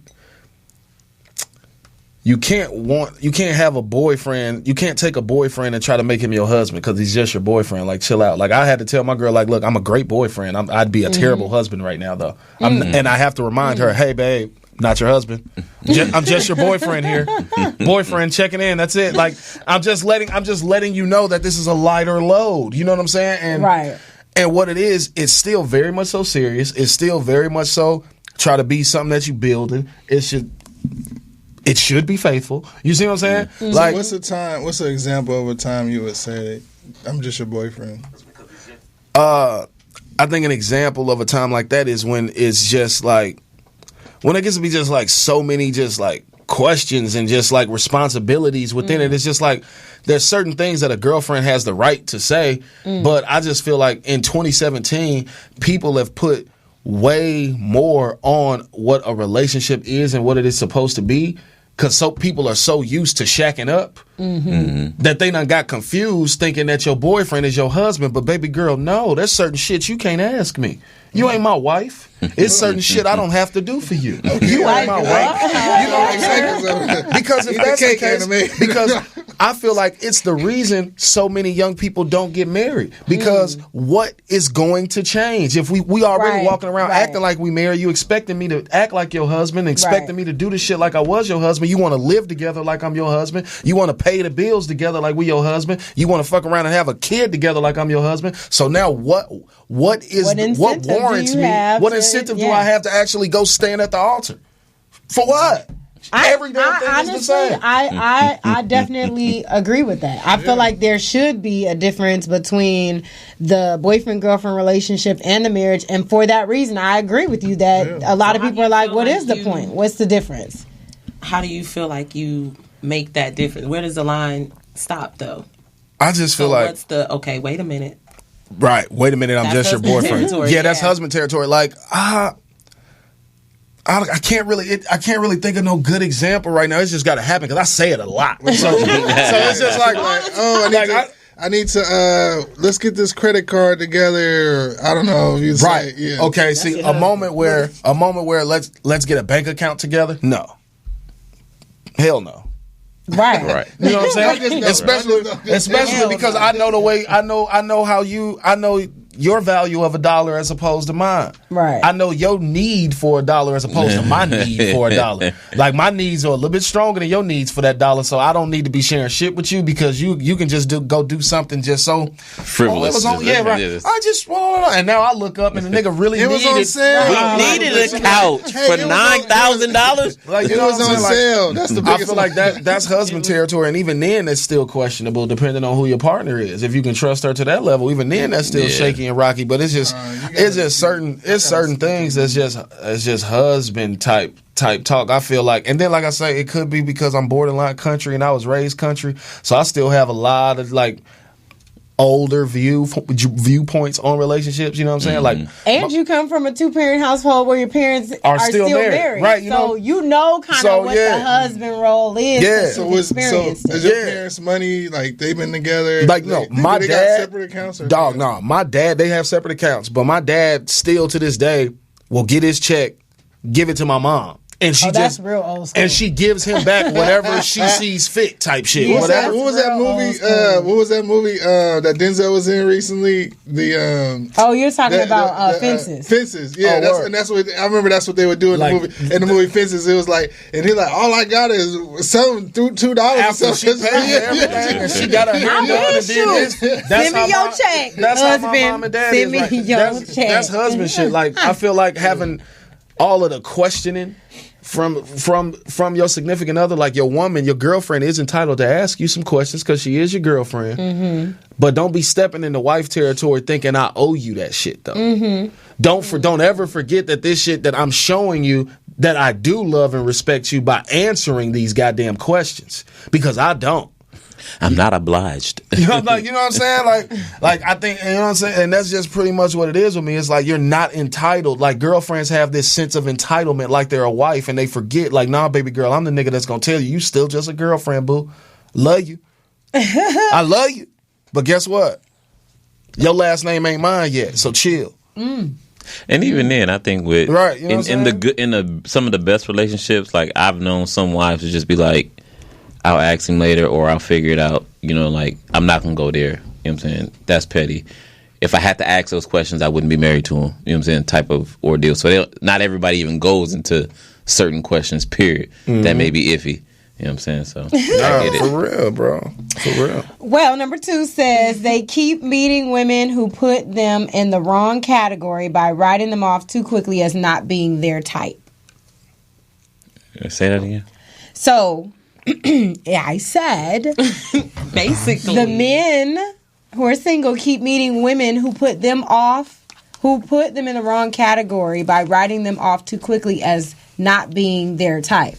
I feel you. You get what I'm saying? Oh no, I get it. I get it. I was just gonna say if he was gonna say something, I was just giving him an opportunity to go before. You know what I'm saying? And so there's a lot of movies out. I know you've met a lot of women who said you weren't their type. So because we friends, you know what I'm saying? At least I've always friends. You know what I'm saying? I mean, I'm gonna start you out. You know what I'm saying? You know what I'm saying? You know, whatever. I'm trying to eliminate the black on black crime. Right. You know what I'm saying? But there's a lot of movies out, and then there's a lot of that have a lot of ideal endings. You know what I'm saying? We grow up watching how things are supposed to be. Mm-hmm. You know what I'm saying? And then a woman now creates this image or the storyline in her head, and that's how it's supposed to go, and then it doesn't. And then so I've gotten in trouble before, and this is before that question is before you get into a relationship, so it doesn't allow us to get into a relationship. But just based on the storyline, I've gotten in trouble before, and it's because I didn't do something that she had conjured up in her head that I didn't even know was going on, that I found out later. So I can only imagine if I approached the woman and it wasn't in the most ideal way, you know what I'm saying, or it wasn't how she drew it up, you know what I'm saying, and that person was already written off. You know what I'm saying? And like I said, I tell people all the time, I DJ weddings, and the stories that I get, he's like, oh, he's been around for a long time. I just thought he wasn't this, and I thought he wasn't that. And most of the surprises that they get when they talk about it is like, he's been there the entire time, being all of what I need, but I was just too blind to see it. And then when you ask them, what was their why? I was too caught up in my bad boy phase, or wanting stuff to go a certain way, or I was chasing this. And like, I think we had on this show before, like, I don't know if it was with, not Keith, but I want to say it was here. But we talked about, I said, if you who was an actor? It was Keith. You know what I'm saying? He talked about how he had been around the world acting or whatever, but then he had tons of women and he found the girl and he didn't care where she was. You know what I'm saying? He went wherever she was and he did whatever he had to do to be with her because we always on the hunt, but the minute we find that girl, nothing else matters to her, no matter where we are in our life. But I've met so many women, you know what I'm saying? Or you meet so many women that be like, you know what? You the perfect person, but not right now. You know what I'm saying? Maybe in my 30s, you know what I'm saying? But not right now. For a man, I don't see that happening. You know what I'm saying? If he deems you, if he sees you're ideally fit for him, like, I'm not going to let you get to the next man because that means you're going to be ideally a question somewhere fit for him. You got a question? No, I was He's whatever in your response. Yes, some kind of. No, it was my statement. I said, "Boy, pay attention." See, I know. I'm trying to get you. Boy, pay attention. But go ahead. Crime, huh? Right. Well, I was going to ask you that. I know that you're in a relationship now, but have you ever found that maybe certain women, if you approach them or whatever, were kind of put off because you're an actor? Because no. Like being in entertainment, like I hear that type of bullshit all the time. Nah, you're trouble. You ain't nothing but trouble. You this, you that. You probably got. I know your DMs is. It's all kind of bitch. Like you get that. Like motherfuckers come at me like I'm a bad bitch all the time. I know you got so many hoes. Like what? Not like I was like. No, it ain't like these regular niggas. Ain't like exactly. I'm just telling you. Like people give me a lot more credit than I probably deserve, and it's always your girl that do that or the girl that like you. They give you way more. It's like I be telling my girl all the time. If I lived the life you think I lived, I wouldn't be here. I wouldn't be. I probably wouldn't be talking to your ass if you thought I was. If I was living half the life you think I'm living, nigga, you would not be hearing from me tonight. You know what I'm saying? All right, cool. You know, right? I wish I was living the life you think I'm living. Like, but it's just this made up perception. But see, one thing I learned about women, I ain't gonna say all women, but certain kinds of women is they feel as if their mind process is so fucking crazy to the point where they truly believe this shit, bro. They'll think, well, I like you, I chose you, so I know all these bitches want you. Well, I mean, like who do you think you are to think some shit like that? The exception to the rule, which I said, never make yourself. You have to learn. That's really how women think, and that's what my girl will think. She'll be like, well, I know who I am. I know what I do. I know what I bring to the table, and I want you. I love you. Right. So of course these bitches want you. Duh. You don't see it. Like no, that's not how this shit works. But if they do, then like, what is that? So how you know you ain't a woman? It's probably what she tell you too. Right. That's so probably I'm saying, so if they do, then what does that mean? I'm saying if who do? That mean, if the woman, if they want you or don't want you, like, can you not go to a party now, or you know what I'm saying? Like, what is it? Right. It's like this. So please. Basically, you want your dude to be wanted, of course, but you don't want your dude to want the ones that want him, because then that's where there's trouble. What? I'm saying you don't want him to be, you don't want him to want other women, but when is he? I don't feel like from what he's saying, it's not like he's out here like. He's getting is the imaginary, right? But he's talking about what we think in our heads, because these are things that we conjure up, right? Yeah. Because and express, but their perception is their reality, though, and that's the part that's fucked up. Yeah. Now you know what would be funny about that? I'd be like, you chose me, so you must trust me. You said you like my character, so you should believe that I wouldn't go and do this. But your imagination is so much. Deeper than that. Well, and it also comes from past experiences, which is unfortunate because you're not supposed to carry that into the next relationship, and the other person is not responsible for what the last person did. Definitely. But that's the problem with our brains. You know what I'm saying? That it's still back there. That gland. I would tell y'all the name of it, but I forgot it. But it still connects and holds, right? Right in there. It's hard to let it go. But no, they say a woman in love is acting at her lowest level of intellect. And that is the very true, because y'all just get dumb. Common sense dumb, logical dumb, just dumb. Let me think about that. Women allow love to just make them just be plumb damn retarded. It's like, I have to ask people sometimes, like, I'm the one that didn't go to college, right? You went, didn't you? 4 years? But to me, I feel like that'd be the worst indictment. I get scared now when they be like, "Yeah, I'm in school, got my master's." You know what I'm saying? I'll be like, "You gonna be," and that's what pissed me off the most when I know you educated and you the smartest dumb I'd have never met in my life. Facts, So let me, and that is so irritating. Let me ask you this: recently, Kevin Hart got into the situation with him being a story. How do you feel? Like, because you obviously rising to fame and all that stuff. How would you handle that situation that he's in right now? Which part? I don't know. Like, You married? You married? I know. I'm saying you say for instance you married and you got into a scenario where somebody got you caught up. Or you gonna? Yeah. He handled it his way. See, that whole public apology thing would not have happened if that was me. No way in the hell I did that. Deny. No, you're not getting that. You're not getting that from me. Like I mean, R. Kelly, he said it was his brother on that tape. Man, I was like, crazy. I don't know, man. Like, he said it wasn't me. That's what I keep telling him. Like, you got too much favor. Yeah, I definitely don't think I'd have did that public apology thing, but I also wouldn't have paid. Ain't nobody gonna extort me. That ain't gonna happen. Like, shorty, we gonna have to have a talk. Like, you know what I'm saying? That don't sound like a talk, man. Them pictures wasn't mine. We gonna have to. She doctored those we gonna pictures. have to have a talk. You feel me? Nah, I ain't gonna say nothing. Ain't gonna be no. I'm not getting on the internet saying nothing. Yeah. It's the rumors gonna have to be rumors. Keep posting that shit. I want like low key. See, I'm the type of I'm too calculated for that shit. Bitch, I dare you to post a motherfucking picture and say anything. Because you got to keep it up. I'm way more credible than you are. I'm way more credible than you are. And that's why I don't understand why he said something. Like, I wouldn't say anything. I'm way more credible than you. It gave the tape. It gave it credence.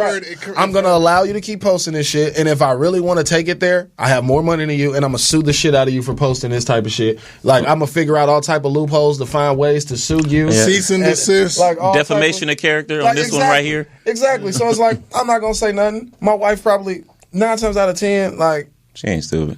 She ain't. And at the same time, I'm just like, I'm a little bit of an asshole when it comes to, come on, lady. Like, you know what I'm saying? Like, this nigga is Kevin Hart. He's barely home. That nigga's filming a movie every 5 minutes. Right. Yeah. He's barely home. You pregnant as the fuck. He's barely home. He in Atlanta right now filming a movie. In Atlanta. There's a lot of people in Atlanta. Come on, man. Like, we ain't stupid. You really think this man, like, she knew better than that? You shut up. You got 100 million. Like, and it's sad to say, but it's like, when it takes a very strong woman to deal with a man who does this shit. Mm-hmm. Facts. Like, that's why when niggas get up there and win these awards or win these trophies and do this, who they thank? God, they mama, and I need to thank my wife. Crying because you could have did what these chicks is doing to me a long time ago, but you didn't. Right. Niggas is up there thinking they wives, bro. Yeah. Got to. I've been gone for 8 months and you've been raising our children. You've been taking care of this. I ain't seen you. Chicks been DMing you pictures of me and you ain't said shit. You ain't left me yet. You ain't tried to put me on blast. Like, you know what you getting yourself into. If you find a super, super faithful nigga in this shit who's really doing it, baby girl, it's a needle in a goddamn haystack. Shoot, you know what I'm saying? A good case. To a certain extent, though. To a certain extent, and then it's find like you a wife, huh? I feel like, man, I don't feel like in my head there's a certain level of success that you just can't get to without some sacrifice. And sometimes it's your marriage. Sometimes it's losing a loved one. You know, and I don't know Illuminati shit, but that type of shit is that's life. It's just gonna happen. Facts. It's just facts. like, baby girl, you can't expect to be living in $20 million houses, buying whatever you want, taking private jets just to go to Disneyland and shut it down all you want to, and then think your nigga ain't gonna never have a chick at the hotel with him.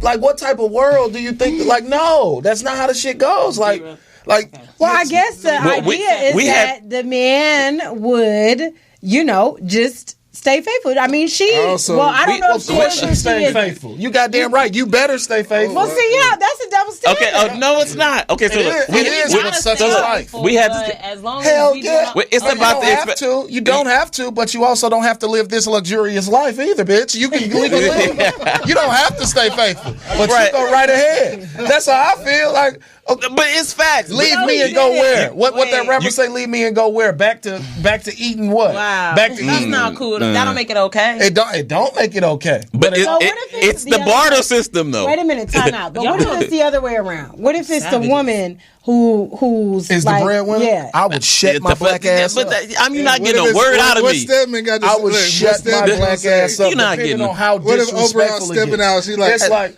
I feel like this. I'll be having one rule in a relationship, and I swear to God, I've told every single female I've been with in my adult life this exact same thing. I'd say if it makes any sense to you, I say my only rule, baby, is that if you gonna be disrespectful, at least be respectful while being disrespectful. If that makes sense. It makes all of it. You know, I'm gonna tell you like this. I need him to break that down for the people who don't know. Cheat on me because it was an accident, not because you want to F me over and put it out in the streets and like that. You know what I'm saying? I can't take no blatant disrespect. Now that shit ain't gonna fly. That's because where's the love in that? You need to act like you're scared of me. A relationship needs to have the same dichotomy that parent-child relationship has, where you fear your parent. If you don't fear your significant other, then you don't need to be with them. And not fear like they'll whoop your ass, but that fear of, your mama ain't gonna kill you, but you know that there's fear retribution when you down got the in line. trouble. It's like, oh shit, I don't want my mom to find out. You need to have that about your significant other. Like while you out doing some shit, you need to be like, oh shit. You gotta have that fear. Like I ain't never gonna do it in the house because if shit where you sleep. And I give the analogy of like, okay, if my mama told me I can't go to a party and I snuck out the house, does that mean I still don't love my mama and I don't respect her and what my mama gonna just give me to an adoption home? Is my mama gonna give me up for adoption now because I snuck out the house? No. Charlamagne I still love you. It's the same Charlamagne says if you cheat, you need to act like you got kilos of coke in the trunk and you got a dead white woman in the truck or something, and you drive cautiously. You driving down the street. He'll get caught. But that's not the point. That's not the point, though. Like if I felt like you cheated and it was just, what to do was at your work all the time, and it was just something that just happened or whatever, that's cool. But being blatant, like just disrespect. Phone calls at late time in the night. You know what I'm saying? You coming in with just, you know what I'm saying? This nigga shoes in the back of the car, like getting the car, the seat leaned all the way back. At least act like you're scared of me. I would say too, especially at least put the seat back up. Y'all could end up. We could end up being on Maury or something if we end up. Shoot, I put the seat back on purpose. Well, just to think something's going on. Well, if saying for instance, she pregnant, if she out here running the streets just like the man is, next thing y'all know, y'all got to get a paternity test down there because we, you know what I'm saying, like we always say, baby is mama's baby, daddy's maybe. Mama's baby, daddy's maybe. So that's her baby. That woman ain't crazy. She knows. Obviously, she's not crazy. But I'm just saying, for instance, when there's not respect, because I just say there's levels to everything. And you know what I'm saying? For a fact. And one thing I will say is this: a lot of the reason women stay in them type of situations is because the biggest difference, to me, my opinion, between men and women is men cannot go backwards sexually. And women cannot go backwards in lifestyle.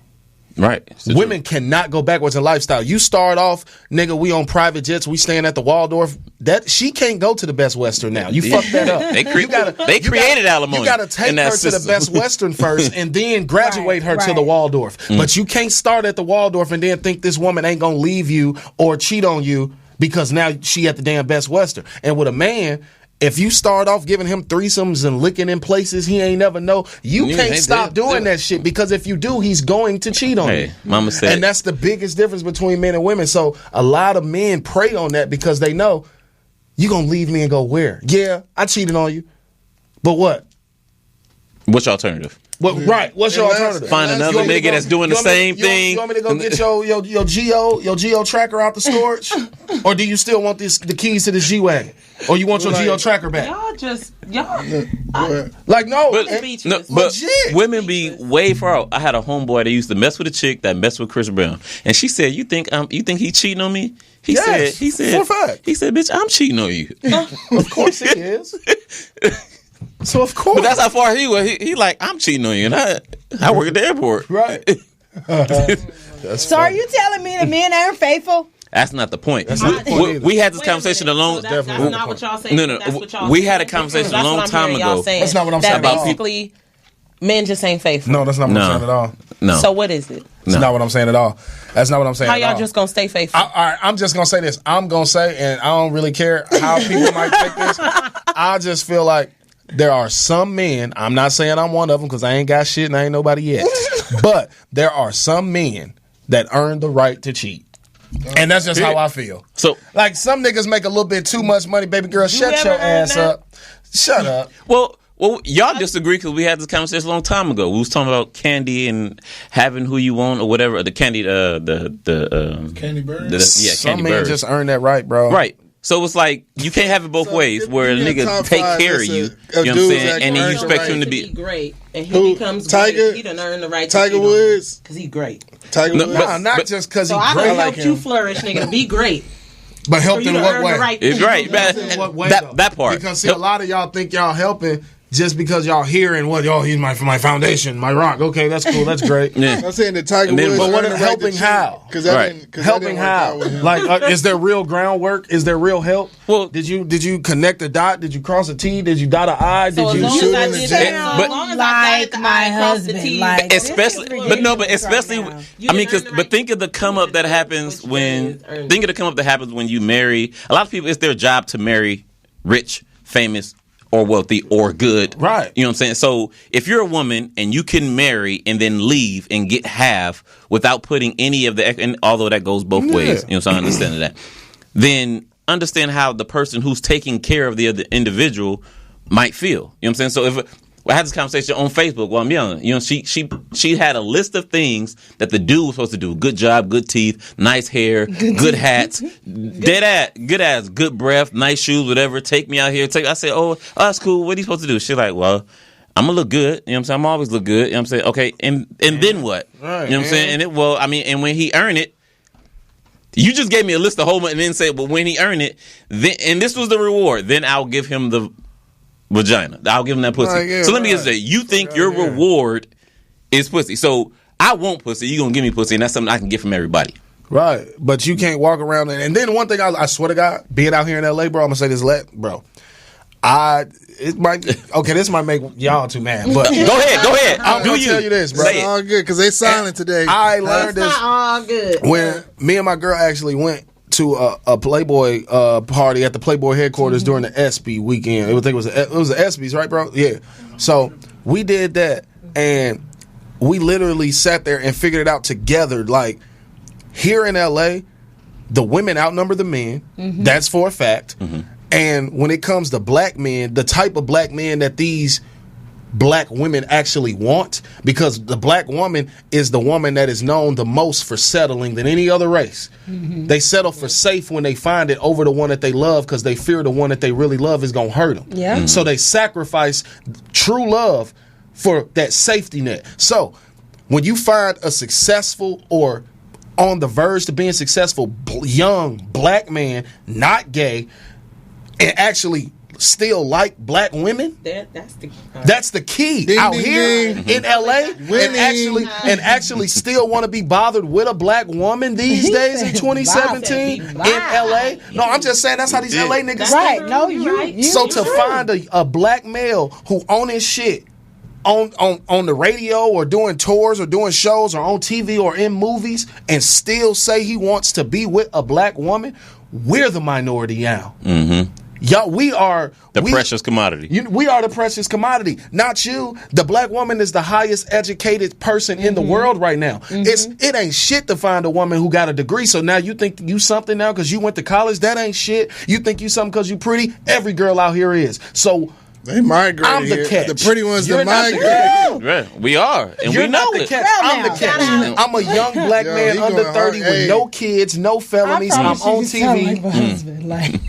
I'm on I've heard TV. this all before. Well, shout out. I'm the well, catch. shout out to your husband. You see what I'm saying? Give him a shout out Right. too. Not He preaching the gospel pretty today. black girl with an education, because that's Shout out to you, 2017, Marcus. That's Shout out to every Marcus. I thought he was an anomaly. Okay. You know what I'm saying? Like that, and that's what I learned about out here. Black settled men it. are the catch. I'm saying she keeps saying you sound like her husband. But no, And the guess reason what? why Boom. I say that When'd you is get married? because He's the catch. No, You got I'm him. saying that because She got him. so now because you said all of that, you mentioned you're the catch, right? So what is the support? You said connecting the dots and dotting the I's and crossing the T's. What is that? What is that? What is the woman doing? What is that woman? I just feel like I don't feel like being there, being present alongside someone's rise is deemed support. Okay. I feel like there has to be some actual groundwork. Question. Like, what did you do? So that for you, what's crossing those T's and dotting those I's that's made a difference in making it could be the smallest thing. Like, have you ever tried to put any money in my pocket as opposed to taking it away? Have you ever made a phone call on my behalf to somebody that it could have did something for me that don't directly benefit you? It was something for me. Yeah. Did you, when you out here meeting all these niggas who all in your face who got money, do you ever tell them, hey, are you telling them about your nigga who doing this and this and this? Or are you just brushing them off and doing this? Did you ever call a club or a venue and try to get me hosted, booked there to host a party and put $3,000-$4,000 in my pocket? What did you do? Or are you just saying, oh, I was your girlfriend the whole time and you did me wrong and I stayed there because I believed in you? That ain't support. That don't look like but a black woman. That is. That looks like a Becky or something. And that's what I'm saying. And that's the thing with my girl. She actually does the support thing. Like she showed me like she support. Like there, you know what I'm saying? Like every relationship has its issues, but she actually showed me like nah, nigga, like. I got your back. I got your back. Like, you know what I'm saying? Like I believe in you. You know so fast forward. So she's basically shooting with you while you in the gym at this point, right? Y'all. She passing him the ball. She going to get them rebounds. You know what I'm saying? Analogy? Like to a certain extent, like holding me down at least in the way that I know she can. Like you don't necessarily have to do certain shit that's out of your element because there's a lot of stuff I'm not going to ask you to do on my behalf just based off of the person I know you are. Mm-hmm. So I don't really. That's why I don't like. With the whole team thing, I'm very picky about having a team because I know the way I interact with people, and I don't necessarily like for somebody to talk to somebody else on my behalf, especially when I'm not right there to hear exactly what they're saying and be able to interject. I'm very hands on with my shit. Like I'm the entertainer that fuck around and call you personally when I probably shouldn't. I don't need a liaison. But I'm talk to me. Gonna call you because I'm very fearful of how people represent me to people that I have no clue about. Like I think about that shit all the time. Like there might be people out here who think I'm an asshole based off of somebody who works for me. Right. Yeah, it's like whoa. And that's the worst. That's the worst. That's the scariest to me. I don't in like Hollywood. That's the scariest checks. Especially in Hollywood. Yeah, you never want to miss that check. Yeah, like my agents had told me. Like I remember one time I got an agent. My agent had called and told me that somebody, a casting director, a friend of mine, had asked me to read for something. Asked me to send in a self-tape. It was out of state.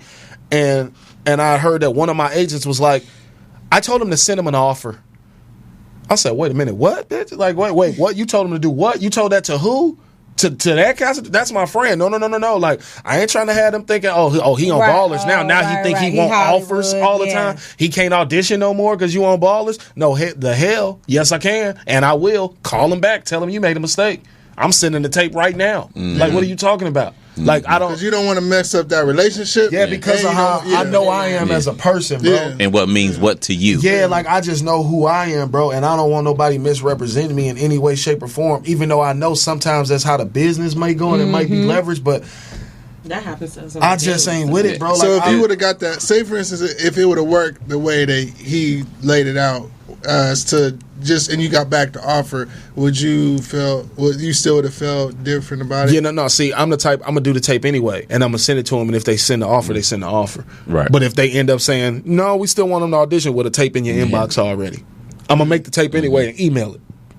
I'm just like everybody else. I'm just like, but go ahead, yeah. If you think you got a relationship with them too, because y'all, you're an agent, they're a casting director, you had your own personal relationship with them too. So try it. Try your friend card. Cool, but don't deny the audition because they didn't do that. Yeah. Because they didn't give me an offer. Don't just say, oh, well, okay, then it's just a co-star, just to get like, nah, bro, I ain't there yet. Yeah. I ain't there yet, bro. Chill out. Yeah. Chill out. You know what I'm saying? Touchy. Yeah. Touchy. Man, you went in. I'm serious. It gets that way. But this world is about people and how you deal with those people, and then you mess up the wrong one, as you know, and trickles down the line. In Hollywood in particular, I always tell people that, 'cause that's the scariest thing, the checks to miss, in the sense where I feel like I've been in rooms, and I'm sure you have or whatever, where it's just like, oh, what about this person? No. You know, like, and it'll just be like, it could be a damn PA. Yeah, that said, it don't exactly. even have to be the head person. Right, be a it grip. could be like, it could be, yeah, he be like, Yeah, the grip. Yeah, for real, grip. He be like, that dude, nah, I ain't fucking with that dude. He stepped on my shoe. You get what I'm saying? Just some shit. And you be like, and then you don't even realize that person is missing out on some crazy check. It's a check. It's literally like, it's a check. It's an opportunity. It's a check that just they would even you missed out on it. It had no clue. It had no chance to defense. No defense. No representation. Clue. And that's the checks that I just always like. I How many times that happened? I can wake up in a cold sweat because of it. You know what I'm saying? Be like, I do not want to ever have that experience of being on that side of things. So I try to treat everybody. I mean, I've had so many instances where the PA or the intern, which I have today, ends up being a producer, the director, anything. So it's definitely for a fact. You got to just I pick a lot of my stuff like that. Like I said in one interview, I never make a business decision with a poor man's mentality ever.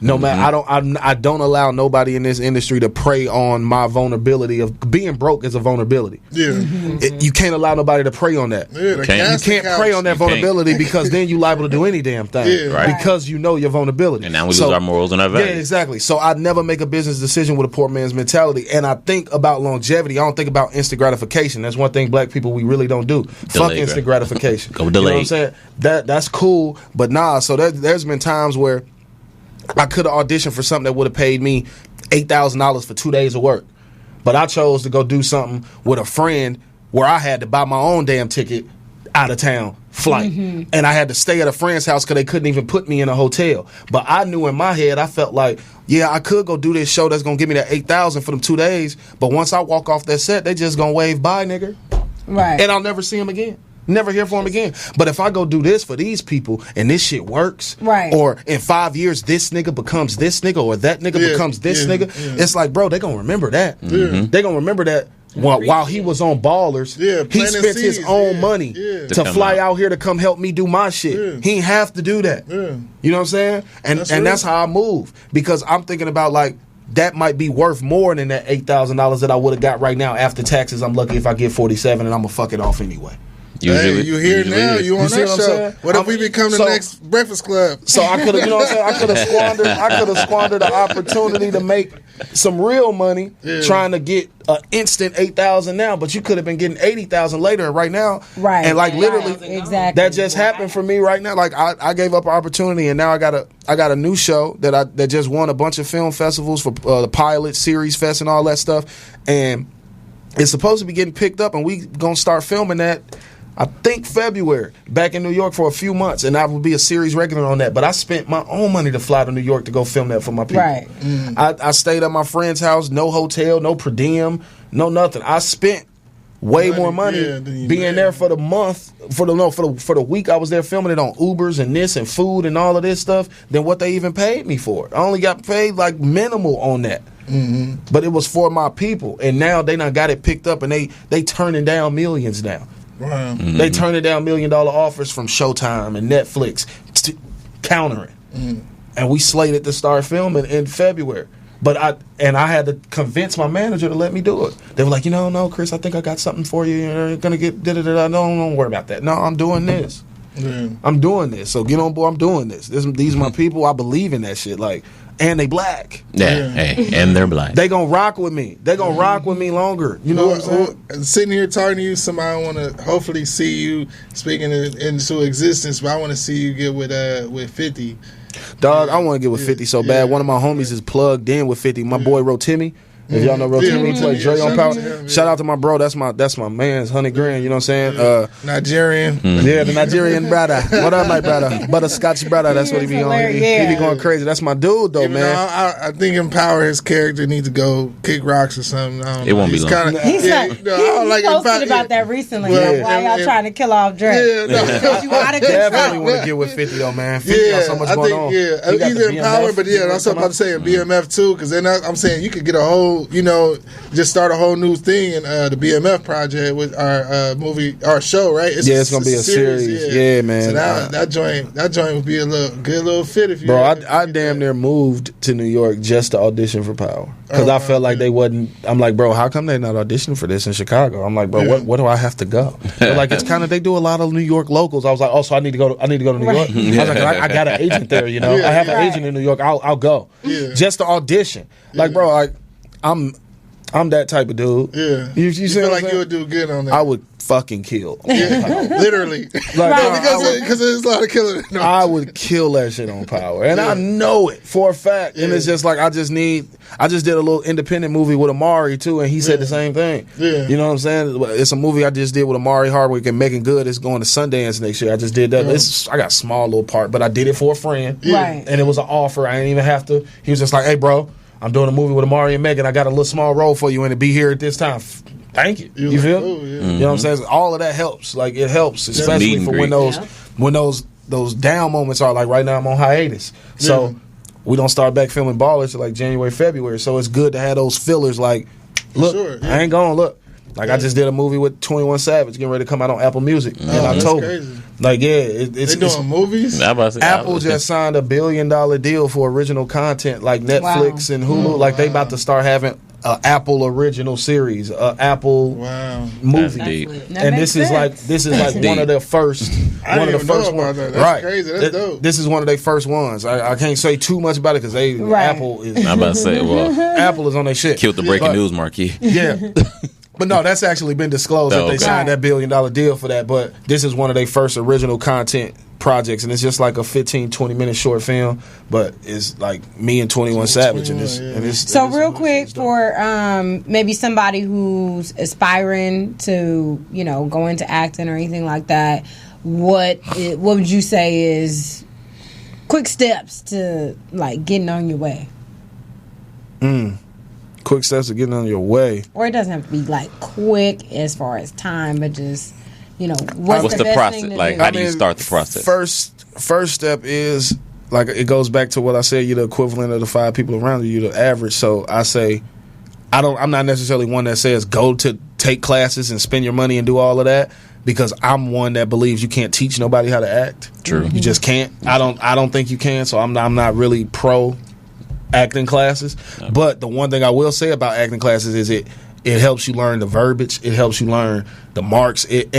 And it puts you in a crowd of people, like-minded people. Mm-hmm. And from those like-minded people, you never know who's going to be who. You see what I'm saying? And you never know who's going to walk into that class. The same way like my homie Lance Gross. Mm-hmm. That's how he got put on, through Tasha Smith's acting class. Right. Tyler Perry did a sit-in in one of her classes in Atlanta, saw Lance Gross, put him in House of Pain. Now he's Lance Gross. Right. He was like from Oakland. He was the go-to eye candy in every female's music video. That's what he was. He was a model, and he was in every damn music video you can think of. It was Lance Gross with his shirt off. Before everybody knew who Lance Gross was, that's what bro was on. That dude. He was that dude in all of the R&B chicks videos. The male vixen. Yeah, that's what bro was. And then he was taking acting classes, and then Tyler Perry walked into the class, saw him, put him on House of Pain. And now he's Lance Gross. So that's what's up. Yeah, you never really know. So I say take some classes, get some headshots, and just know that it ain't gonna happen quick. Well, I can't say that because some people it do. Right. But everybody got their own course, but you just can't expect your course to be like everybody else's. Don't compare. Yeah. I be wanting to talk to people so bad. They film all day in downtown LA. They filming This Is Us right around the corner. I just walk, I just be down there, just be like, y'all gonna let me be our PA? Yeah, man. You gonna let me write? But you're not gonna say nothing though. While y'all getting at me. Right. No, I talked to a few of the people, but they ain't nobody. You know Have you been starstruck yet at the you be kind of like seeing people, or do you take selfies? Or no, I'll take a selfie, but to me, like the type of person I am, I'm not really. I think it's only a couple people that I would get starstruck over, and I don't even think really too many of them are actors. Mm-hmm. Like it's rappers or Kanye. I got starstruck. Like Kanye, I wouldn't even get starstruck over Kanye because he's from the crib. He's from Chicago. I'm a Drake head. I'm gonna be starstruck about Drake. That's I do want to be Drake. That's that. I'm gonna be starstruck if I see Drake and Kobe.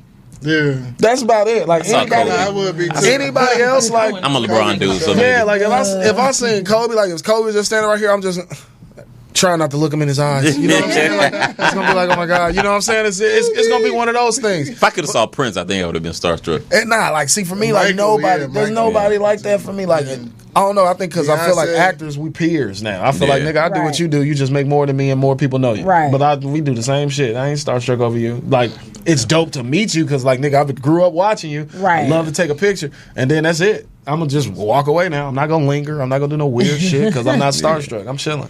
Yeah, it's No. real hard. You got to be super great. Yeah. But man, let us know what you got coming up and where we can find you at and everything. Oh yeah, y'all can follow me on Twitter and on Instagram at Kris D Lofton. And it's Chris with a K. None of that CH shit. None of that. KRIS. Kris D Lofton. Yeah. And yeah, man, Blood. y'all be on the lookout for the movie on Apple Music. And sometime in October, don't know an exact date. New pilot up north coming out. Low key, I think I got a what's the date? What's today's date? Anybody know? Today's the 18th. 18. Today's the 18th. Well, technically Low it's key. midnight. So it's Okay. the 19th. 19. Next Sunday, if anybody has Epics on the movie on their subscription on their cable, I'm gonna be on the TV show Get Shorty next Sunday. This Sunday coming up. Okay. I'm gonna be on. I got an episode or two on that. That's Is that the Rock's thing or something? Because I remember he no had the Get movie- Shorty. You remember the movie Get Shorty with Yeah. John Travolta and them? They made it into a TV show with like Ray Romano and Chris O'Dowd. Okay. Yeah, so I got like an episode or two on that. I thought the Rock was in that movie. He was in Be Cool. Oh, okay. You think about Be Okay. Cool, Okay. like yeah, that's what The Rock was in. Word, yeah. So I got that, and like I said, my pilot up north. I start filming that in like January, Ballers February. season finale. Baller season finale next Sunday as well. Yeah. So I ain't in that episode. I was gonna say I was gonna be on TV at the same time on Sunday, but I'm not. I'm not in it. I don't think I'm in the finale. No, I'm not. I'm not in the finale. Had to think about it. The way we filmed, Spoiler alert. the way we filmed that shit is so weird that like, Yeah. bro, I be not even Because remembering. it seemed like your storyline could kind of get spliced in to. It doesn't necessarily have to be linear to the rest of the story because it's kind of like, Homeboy was making.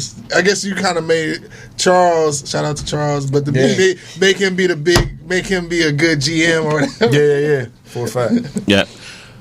Well, that's been Love Session for the night. It's been an amazing crew. You know what I'm saying? I enjoyed you. Enjoyed your people. Appreciate y'all. You know what I'm saying? It's nothing like having a real baller in the building because I am broke. So, from Poetess, from Dance Hustle, Sugar, Chris, Akila Trinae, and everybody else in the building, I am Doncho Detroit, and we out here. Poetess, cue us up. Yeah. Beat.